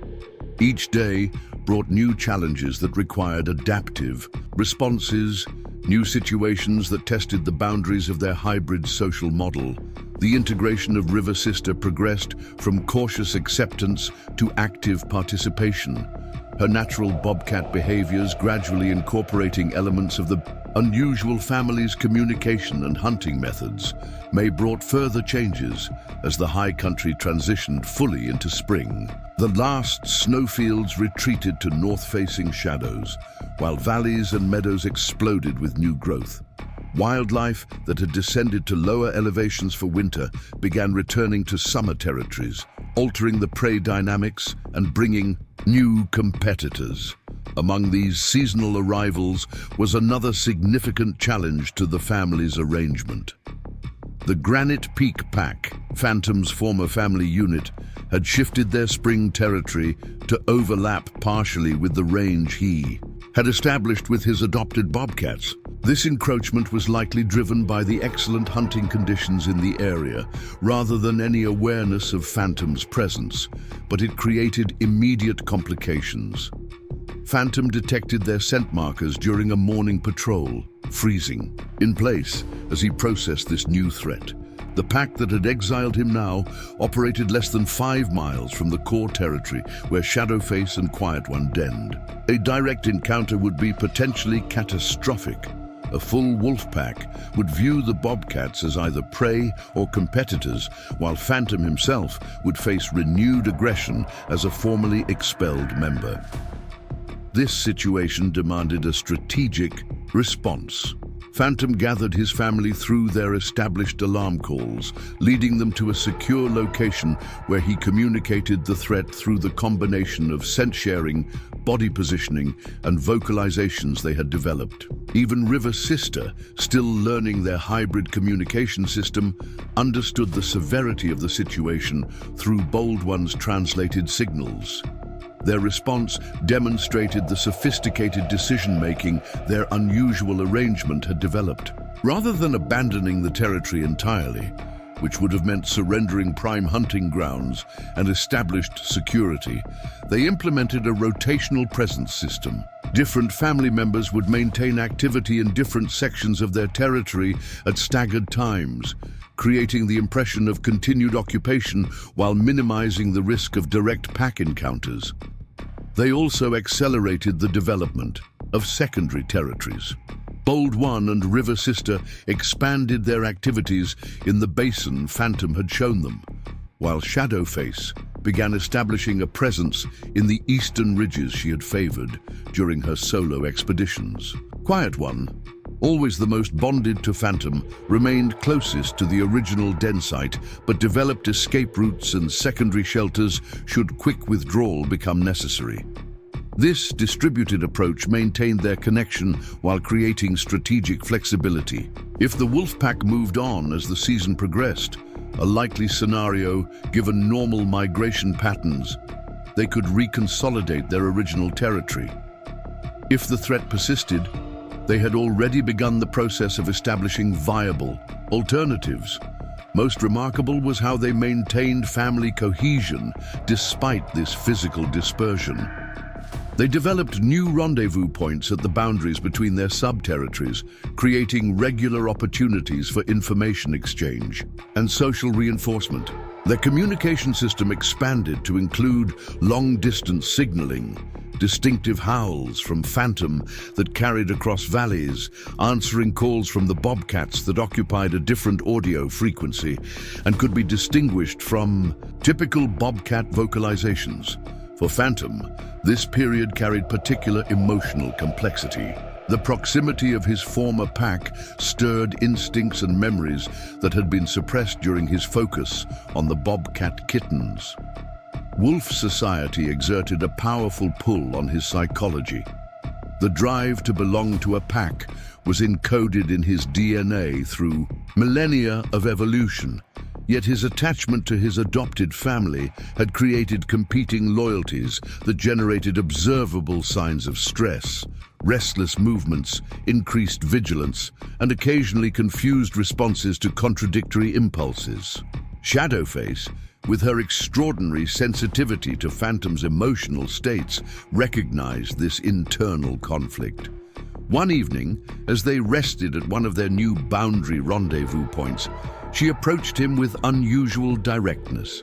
The communication that followed transcended their established signals, entering a realm of connection that defied simple categorization.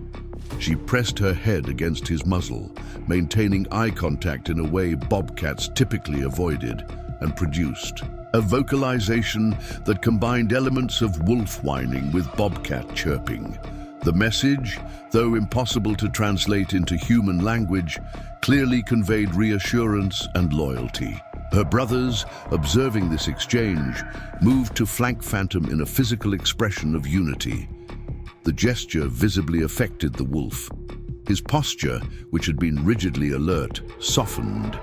The whine that escaped his throat carried tones of both Longing and acceptance, acknowledgement of what had been lost alongside recognition of what had been gained. In that moment, the emotional bonds that connected this improbable family crystallized into something that overrode biological imperatives and evolutionary separation. Their unusual response to the wolf pack's encroachment yielded unexpected benefits. The distributed territory model actually increased their collective hunting efficiency, as each subgroup specialized in the prey types most abundant in their sector. Bold One and River Sister focused on the rabbits and ground squirrels that thrived in the basin's varied terrain. Shadowface perfected techniques for hunting the blue grouse that nested in the eastern ridges. Phantom and Quiet One coordinated to target deer that moved through the river valley.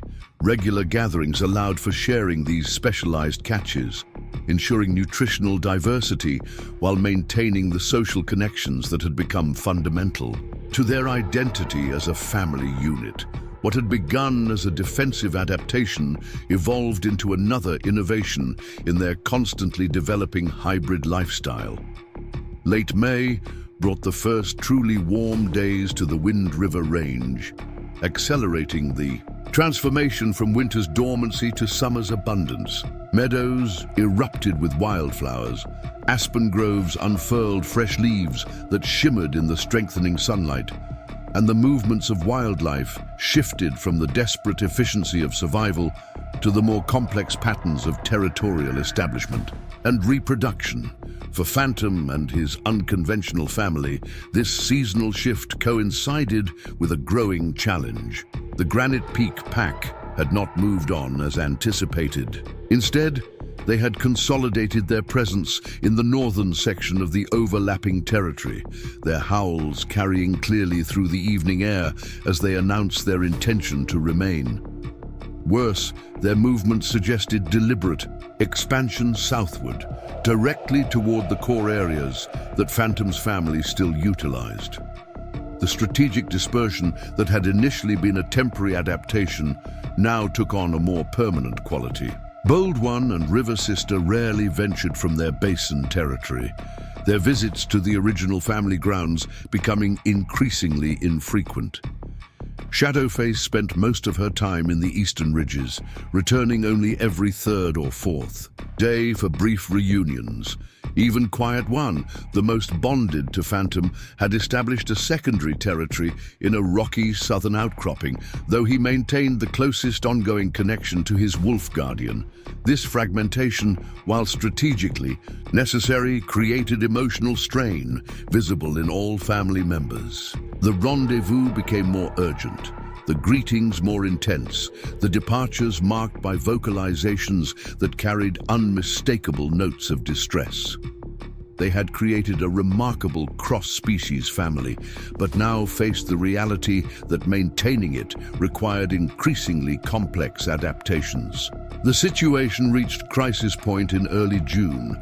Phantom, conducting his regular patrol of the territory's northern boundary, encountered fresh wolf sign. Not just scent markers, but tracks indicating a hunting party had passed through less than an hour earlier. The direction of travel pointed directly toward the valley where Quiet One had established his latest hunting blind. Phantom immediately abandoned his patrol route, racing along the ridgeline that would allow him to intercept the potential threat.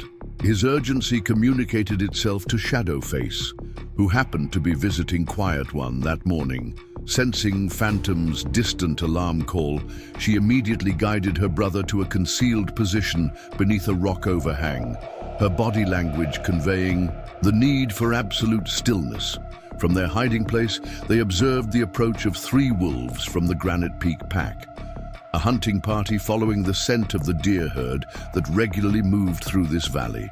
The wolves moved with the coordinated precision that made them such effective predators, spreading out to cover different approach routes to the meadow where their prey likely grazed. What they didn't anticipate was Phantom's arrival. He appeared on the ridgeline above them, silhouetted against the morning sky in a deliberately conspicuous position. This was no accidental encounter, but a calculated move. drawing attention away from the hidden bobcats while making his presence known. To his former packmates, the reaction was immediate and volatile. The hunting party froze, then oriented toward this unexpected intruder. Recognition dawned in their postures. This was not just any wolf, but the exiled beta whose departure had altered their pack dynamics. The largest of the three, a dark, grey male with a distinctive white chest patch, raised his hackles and issued a warning growl that carried clearly across the distance. Phantom responded not with submission or retreat, but with a display of territorial confidence that directly challenged their advance. His tail held high, body angled to appear larger, he issued a short series of barks that carried a clear message in wolf communication. This territory is claimed. Your presence is not welcome. For a frozen moment, the encounter balanced on a knife's edge between withdrawal and violence. Then the dark grey wolf, Torrent, Phantom's younger brother and usurper, made his decision. With a sharp bark to his companions, he led a direct charge up the slope toward Phantom's position. What followed demonstrated both Phantom's tactical intelligence and the depth of connection with his adopted family. Rather than standing ground against three opponents, a confrontation he couldn't possibly win, he turned and ran, not in panicked flight, but in deliberate withdrawal that drew his pursuers away from Shadowface and Quiet One's hiding place. The chase extended across nearly 2 miles of difficult terrain, Phantom's intimate knowledge of the landscape allowing him to maintain distance despite his permanent limp and the pursuit of 3 healthy wolves. He led them through narrow ravines where their numerical advantage meant nothing, across scree slopes where his careful footing gave him marginally better speed, and finally to the edge of a swift-running stream swollen with spring melt. Here, Phantom made a decisive move. Rather than continuing his flight, he turned to face his pursuers, positioning himself with the rushing water at his back. It appeared to be a tactical error. He had trapped himself with no escape route.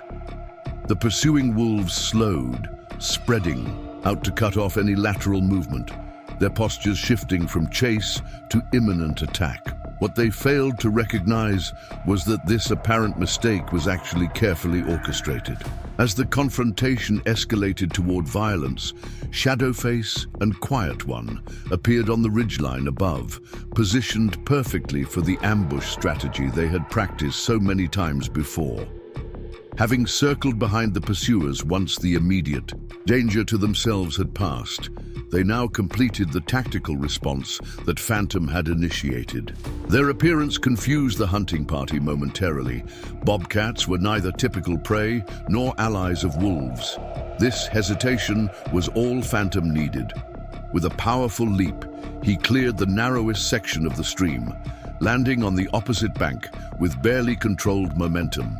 Before the hunting party could respond, Shadowface and Quiet One executed synchronized attacks from above, not with the intention of causing serious injury, but creating sufficient distraction to cover their own escape. By the time the granite peak wolves recovered their coordination, all 3 targets had disappeared into the dense forest beyond the stream. The hunting party made a token effort at pursuit before abandoning the chase, their original deer hunting objective disrupted beyond recovery. That evening, as Phantom's family gathered at one of their secondary rendezvous points to process this dangerous encounter, the implications became clear. The direct confrontation with the Granite Peak Pack had escalated their territorial conflict from potential to immediate threat. The recognition factor made it worse. These weren't simply competing predators, but wolves with specific history and grievance against Phantom himself. The family council that followed represented another evolution in their communication and decision-making process. Each member contributed observations and suggestions through their hybrid language of vocalizations, body positions, and direct interactions. Shadowface demonstrated potential escape routes using small movements across a sandy patch of ground. Bold One, who had joined them upon hearing the alarm calls, indicated defensive positions through rock arrangements. Phantom integrated these contributions, occasionally adjusting suggestions through gentle physical guidance or specific vocalizations.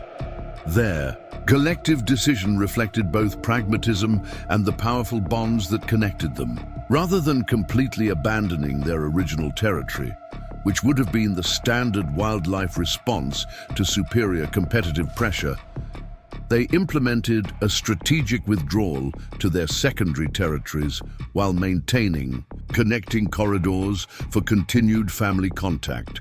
Bold One and River Sister would remain primarily in their basin territory, which lay outside the Granite Peak Pack's expansion route. Shadowface would consolidate her presence in the eastern ridges, establishing a permanent den in the cave system she had been exploring. Quiet One would relocate to the southern rocky outcroppings, though with clear reluctance. Phantom himself would maintain mobile supervision of these dispersed territories, using his wolf endurance to travel between family members while avoiding direct pack confrontation. This plan was barely established when a new complication emerged, one that would test their adaptability to its limits. As they prepared to depart for their respective territories, Bold One and River Sister exhibited unusual reluctance to leave.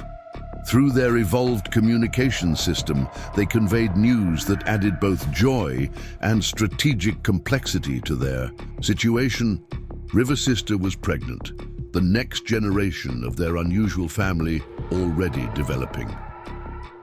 This development accelerated the timeline for several critical decisions. Bobcat gestation lasted approximately 2 months, meaning River Sister would deliver in mid-July. The kittens would require protected territory, abundant food sources, and security from threats, exactly the resources now jeopardized by the Granite Peak Pack's expanding presence. Phantom's response to this news revealed the depth of his adaptation to cross-species family dynamics. Traditional wolf behavior would prioritize his own genetic offspring. Instead, he immediately incorporated the protection of River Sister's pregnancy into their territorial calculations. The basin territory, already identified as the safest from wolf encroachment, was designated as the primary nursery area. Shadowface volunteered to relocate temporarily to assist with hunting during River Sister's late pregnancy and early nursing, when her mobility would be restricted.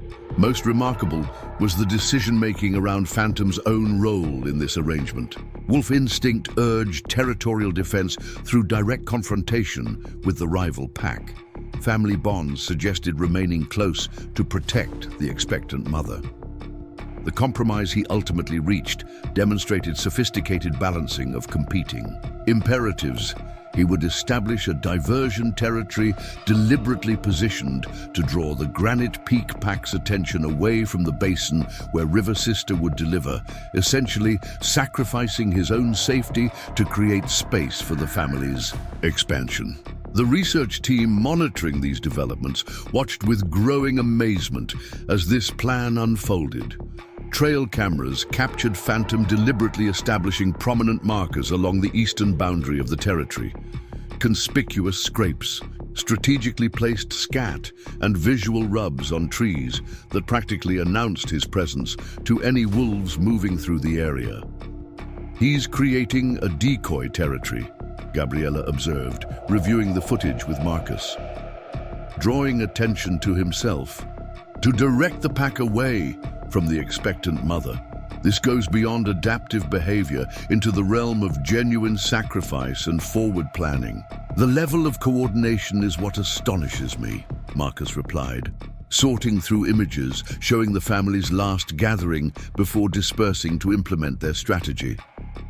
"Look at the body positioning here. Shadowface is clearly communicating travel routes between territories, and Phantom is modifying the suggestions. They've developed a planning capacity that neither species typically demonstrates in isolation. The implementation of their strategy unfolded over the following weeks as June's warmth gave way to the full flourishing of the high country summer.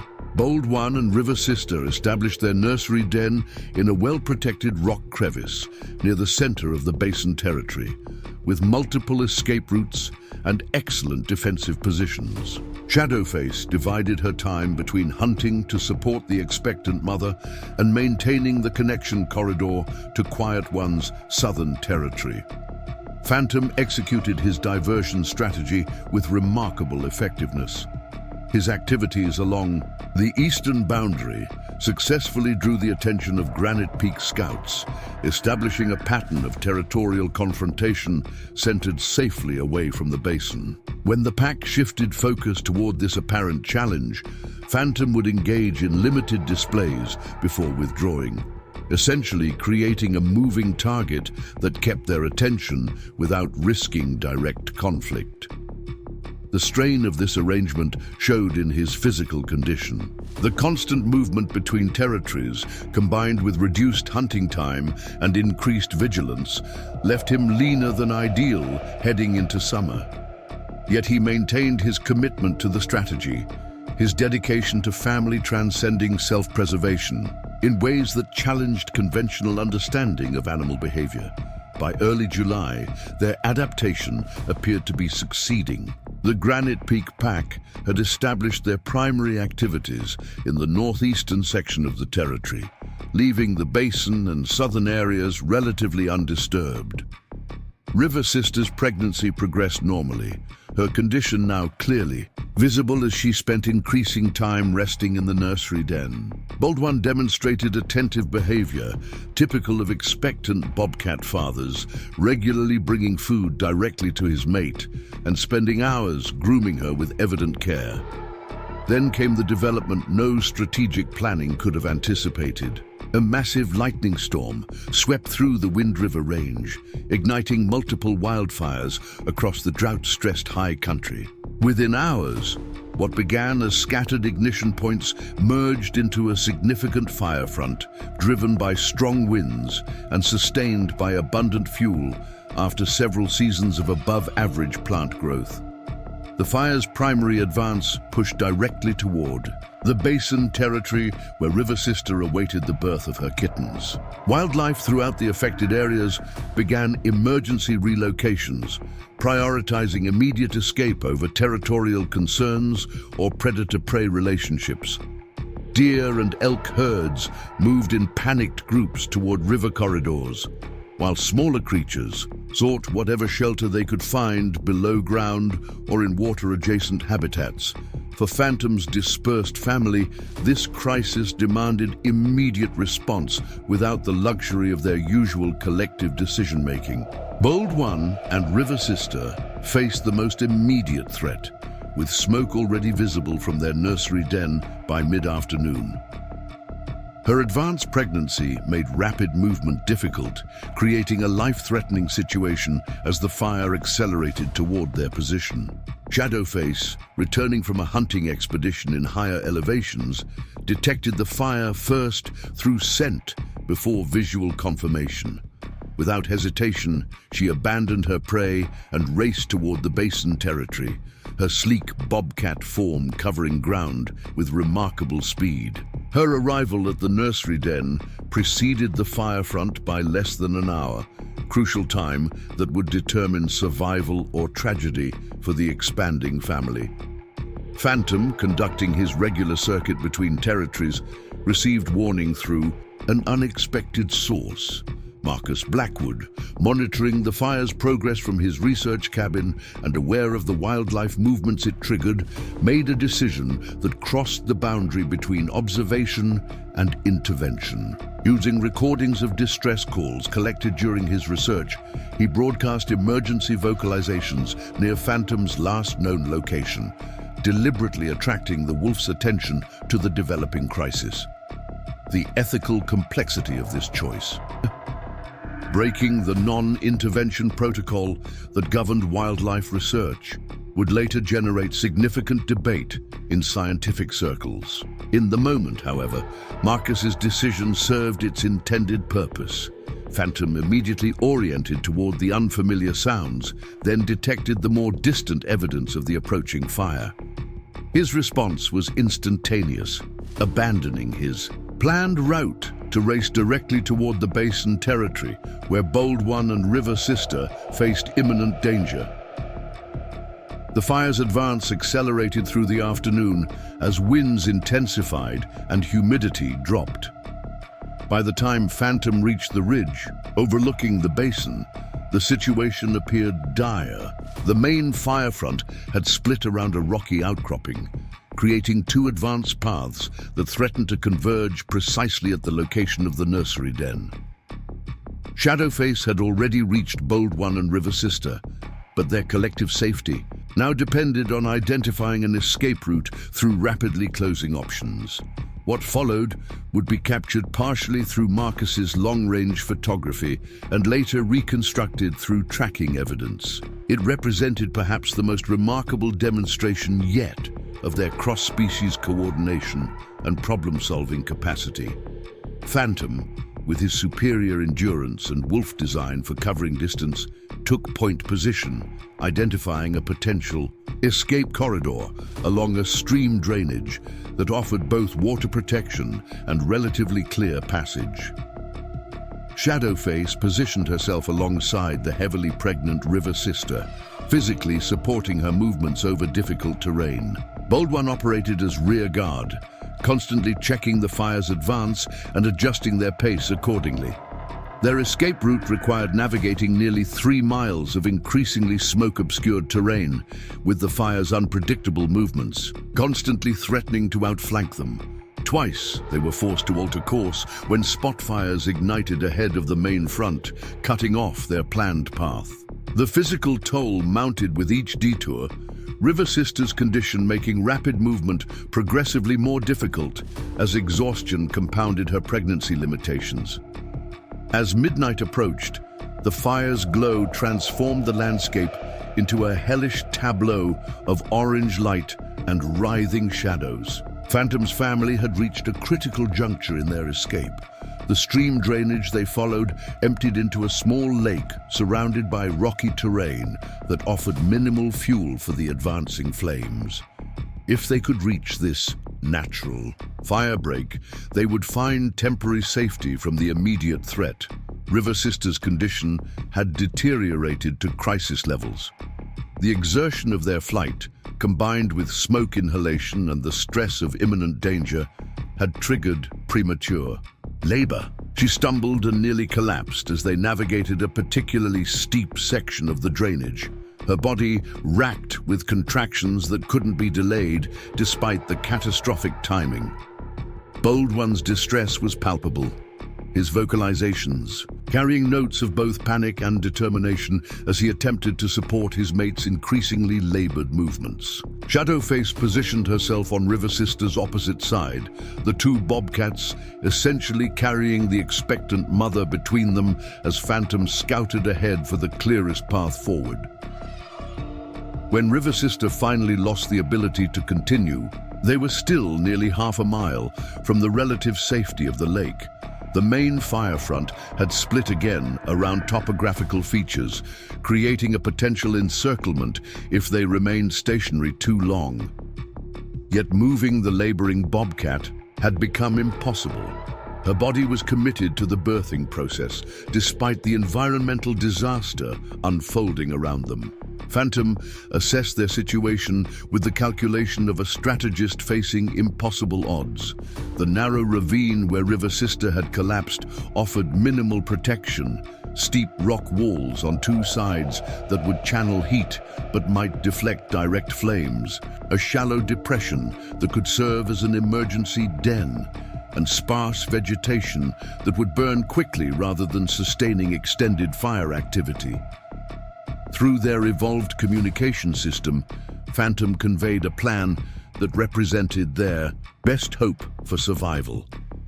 Bold One would remain with River Sister during the birthing process, positioned in the shallow depression where a small seep of groundwater created marginally moister conditions. Shadowface would accompany Phantom to gather whatever wet vegetation they could find in the immediate vicinity, material that might create a protective barrier against approaching heat and embers. What followed was a desperate race against both fire and biology. Phantom and Shadowface worked with frantic efficiency, tearing water-rich vegetation from the stream edges and dragging it back to the makeshift birthing den. Bold One alternated between supporting his laboring mate and digging deeper into the seep to create a small pool of standing water that might provide critical cooling during the fire's closest approach. River Sister's labor progressed with the inexorable rhythm of nature, indifferent to the catastrophic timing. As the first kitten emerged, tiny, wet, and utterly vulnerable, the advancing fire crested the ridge less than a quarter-mile away, sending a plume of superheated air rushing down the ravine ahead of the flames themselves. Phantom made a decision that contradicted every self-preservation instinct coded into his wolf DNA. Rather than retreating toward the lake, where survival would be more likely, he positioned himself at the ravine's entrance, directly facing the approaching fire. His intention became clear as he began clearing a wider area around the depression where River Sister continued her birthing process. He would stand between the fire and his family, using his body to deflect heat and embers from the newborns. For as long as physically possible, Shadowface joined him in this seemingly suicidal defensive position, the wolf and Bobcat working in perfect coordination to create what marginal protection they could against the elemental force bearing down upon them. They dragged the collected vegetation into a crude semicircle, soaking it with water carried in their mouths from the small seep pool, creating a pathetically inadequate barrier against the approaching inferno. As the second kitten emerged into this smoke-choked world, the fire's advance guard reached their position. Burning debris carried on superheated wind rained down around them, igniting spot fires that Phantom and Shadowface frantically stamped out with their paws, sustaining burns that would leave permanent scars. The temperature rose to nearly unbearable levels, the oxygen content dropping as the fire consumed available air. River Sister's third and final kitten arrived as the main fire front engulfed the vegetation on both sides of their ravine. Bold One curled his body protectively around the newborns, his own fur singing from the radiant heat. Phantom and Shadowface maintained their position at the ravine entrance, their bodies now functioning primarily as heat shields, absorbing punishment that would have killed the vulnerable newborns instantly. What saved them was a combination of geography, timing, and sacrificial protection. The ravine's configuration channeled the worst of the fire over and around their position, rather than directly through it. The sparse fuel in their immediate vicinity burned quickly, creating intense but brief heat, rather than sustained burning. Most critically, Phantom and Shadowface absorbed the brunt of the thermal impact, their adult bodies handling damage that would have been instantly fatal to newborn kittens. When the main firefront finally passed, leaving behind a transformed landscape of smoldering debris and isolated spot fires, all 7 members of this improbable family remained alive, though not unscathed. Phantom's left side bore severe burns where his fur had ignited despite attempts to dampen it with water from the seep. Shadowface had suffered similar injuries to her flanks and one ear, which would later shrivel into a permanent crinkled shape. Bold One's tail and back carried lesser burns, while River Sister, protected in the deepest part of the depression, had escaped direct fire damage but suffered from smoke inhalation that left her breathing labored. Remarkably, all 3 newborn kittens had survived, their tiny bodies seemingly unaware of the catastrophe that had accompanied their entrance into the world. Their eyes still sealed shut, their spotted fur still damp from birth, they instinctively sought their mother's warmth and milk, despite the apocalyptic conditions surrounding them. Dawn revealed the extent of the devastation and the miracle of their survival. The fire had swept through nearly 8 square miles of the Wind River Range, consuming vast swathes of forest and meadow in its hungry advance. Wildlife casualties were extensive. Charred remains of deer, elk, and smaller creatures dotted the blackened landscape, caught by the flames' unexpected speed or trapped in dead-end ravines similar to the one where Phantom's family had made. Their ravine itself stood as an island of marginal survival in a sea of destruction, deeply scorched around its edges, but with its central depression relatively intact. The groundwater seep that had provided their minimal moisture had expanded in response to the heat, creating a small but critically important pool of clean water at the site of the birthing den. For 3 days, the exhausted family remained in this precarious refuge.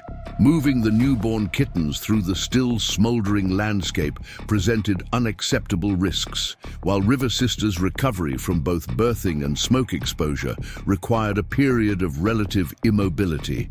Phantom and Shadowface alternated hunting expeditions into the burned areas, searching for surviving prey amid the devastation. These forays yielded meager results, primarily small rodents that had survived in underground burrows, but provided just enough sustenance to maintain milk production for the nursing mother. On the 4th day, their situation changed dramatically. With the arrival of unexpected assistance, Marcus Blackwood, having tracked the fire's path and calculated the likely location of the wildlife he'd been studying, made another controversial decision that crossed the boundary between research and intervention. Using his knowledge of game trails and watershed features, he packed supplies into the burn zone, not with the intention of directly handling wildlife, but of strategically placing resources that might mean the difference between survival and starvation.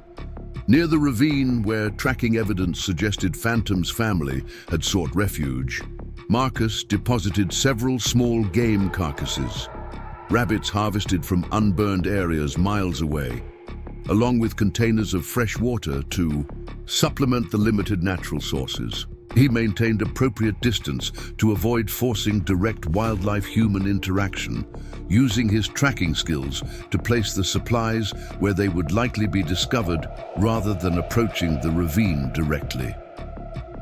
Phantom detected the human scent near their refuge, approaching the deposited supplies with appropriate caution. His history with humans justified suspicion, yet the time he had spent observing Marcus from a distance had created a more nuanced assessment than simple fear.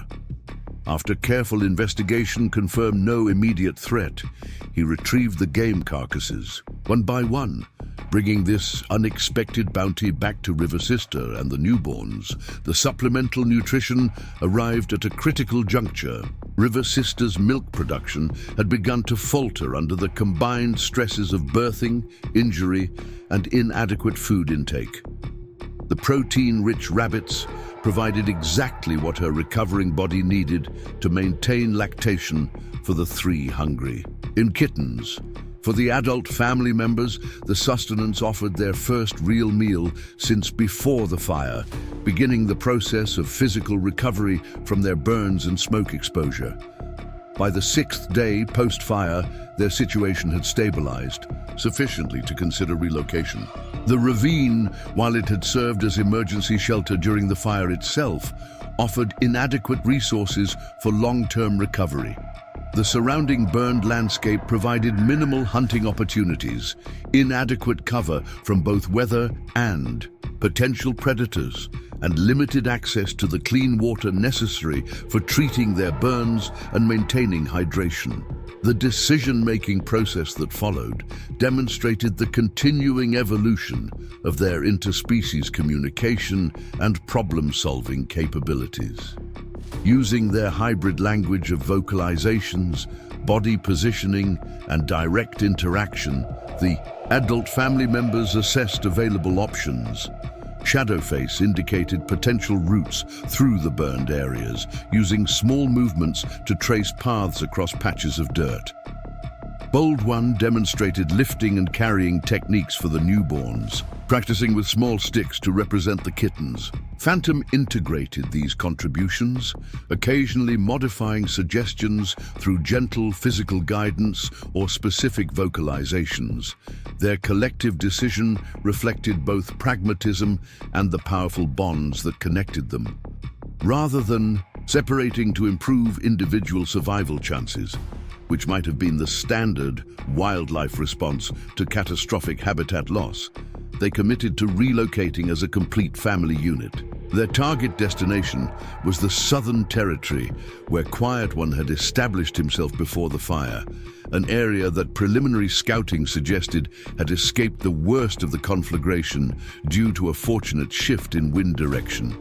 The journey would cover nearly 5 miles of challenging terrain, much of it through burned landscape with limited shelter and uncertain footing. The newborn kittens represented the greatest vulnerability. Too young for independent movement, susceptible to temperature fluctuations, and requiring regular nursing that would necessitate frequent stops in potentially exposed positions. They developed a rotation system for kitten transport that distributed the burden while maintaining maximum security. River Sister would carry 1 kitten at a time, her maternal instincts providing the most secure handling despite her still recovering condition. Bold One and Shadowface would each carry 1 of the remaining kittens, while Phantom provided perimeter, security and pathfinding. At regular intervals, they would stop for nursing and to rotate carrying responsibilities, ensuring no adult became too fatigued with their precious cargo. The journey began at dusk, using the relative cool of evening. To minimize heat stress on the newborns, they moved with careful deliberation rather than speed, prioritizing secure footing through the treacherous burned landscape over rapid progress. Phantom led the way, testing each section of ground before the Bobcats followed with their vulnerable burdens. When they encountered still smoldering areas or unstable ground, he would scout alternative routes, sometimes performing wide detours to avoid putting the newborns at risk. Progress was agonizingly slow. What might have been a single day's travel under normal conditions stretched into a 3-day ordeal as they navigated the fire-transformed landscape.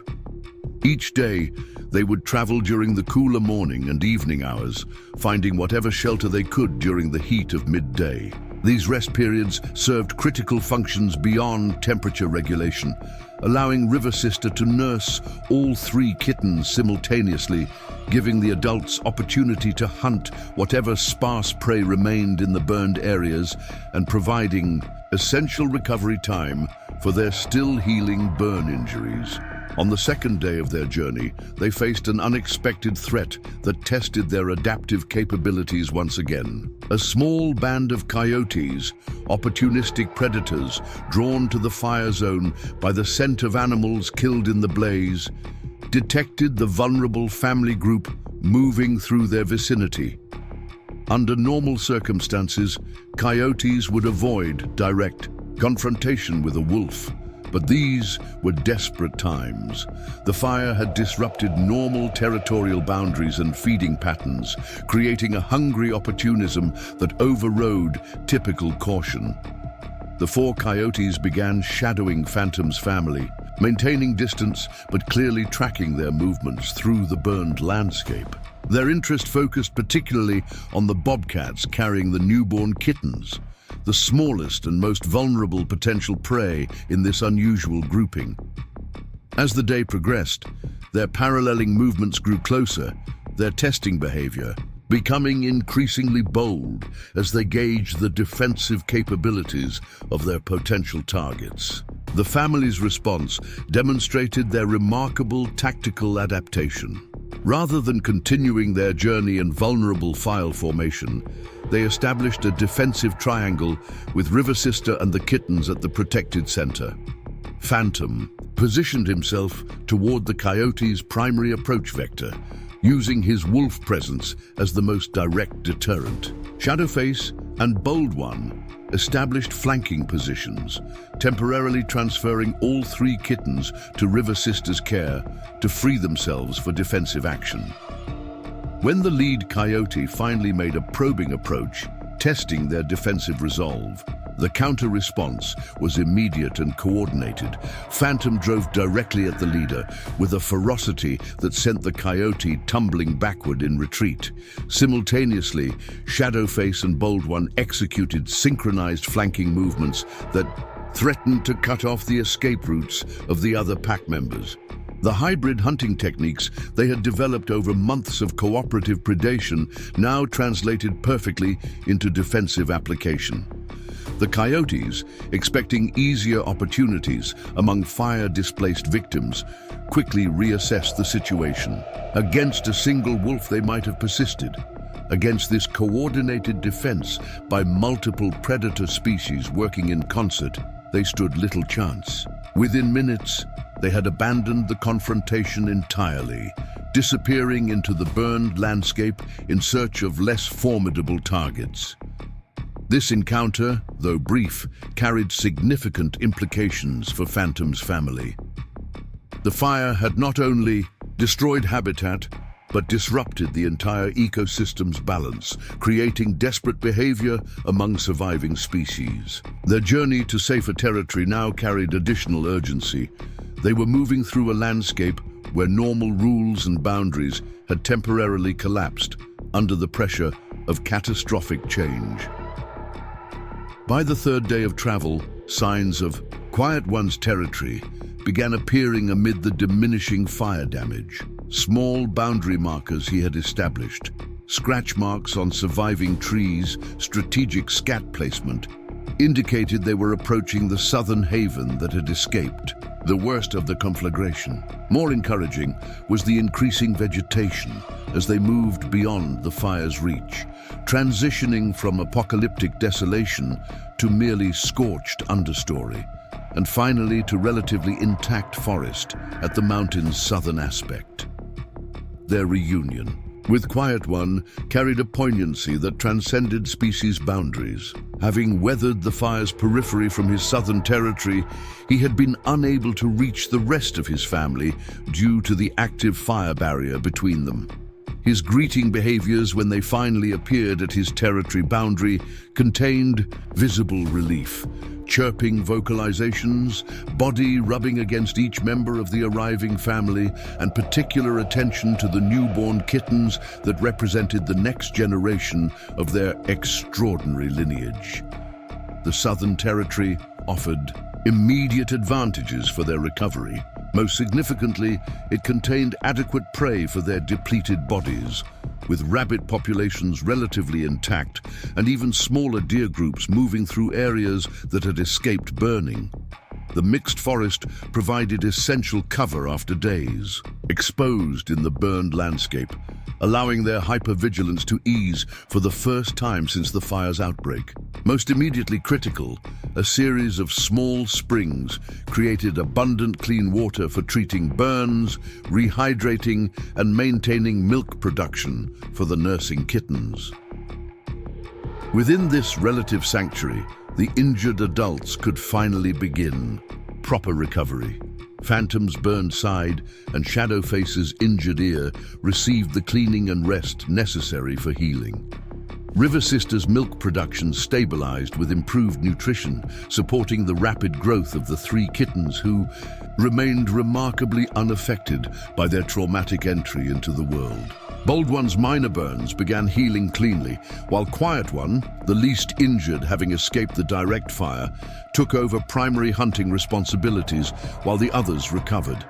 The experience had transformed their family dynamic, yet, again, the life-or-death cooperation required during the fire and subsequent journey had deepened their connection beyond what even their extraordinary previous adaptations had established. They had faced elemental destruction together and emerged intact, their interspecies bonds tested by the most extreme circumstances nature could manifest. In the years that followed, Phantom and his extraordinary family flourished in their new territory. The three kittens, later named Storm, Ember, and Whisper by researchers, grew strong under the protection of their multi-species family.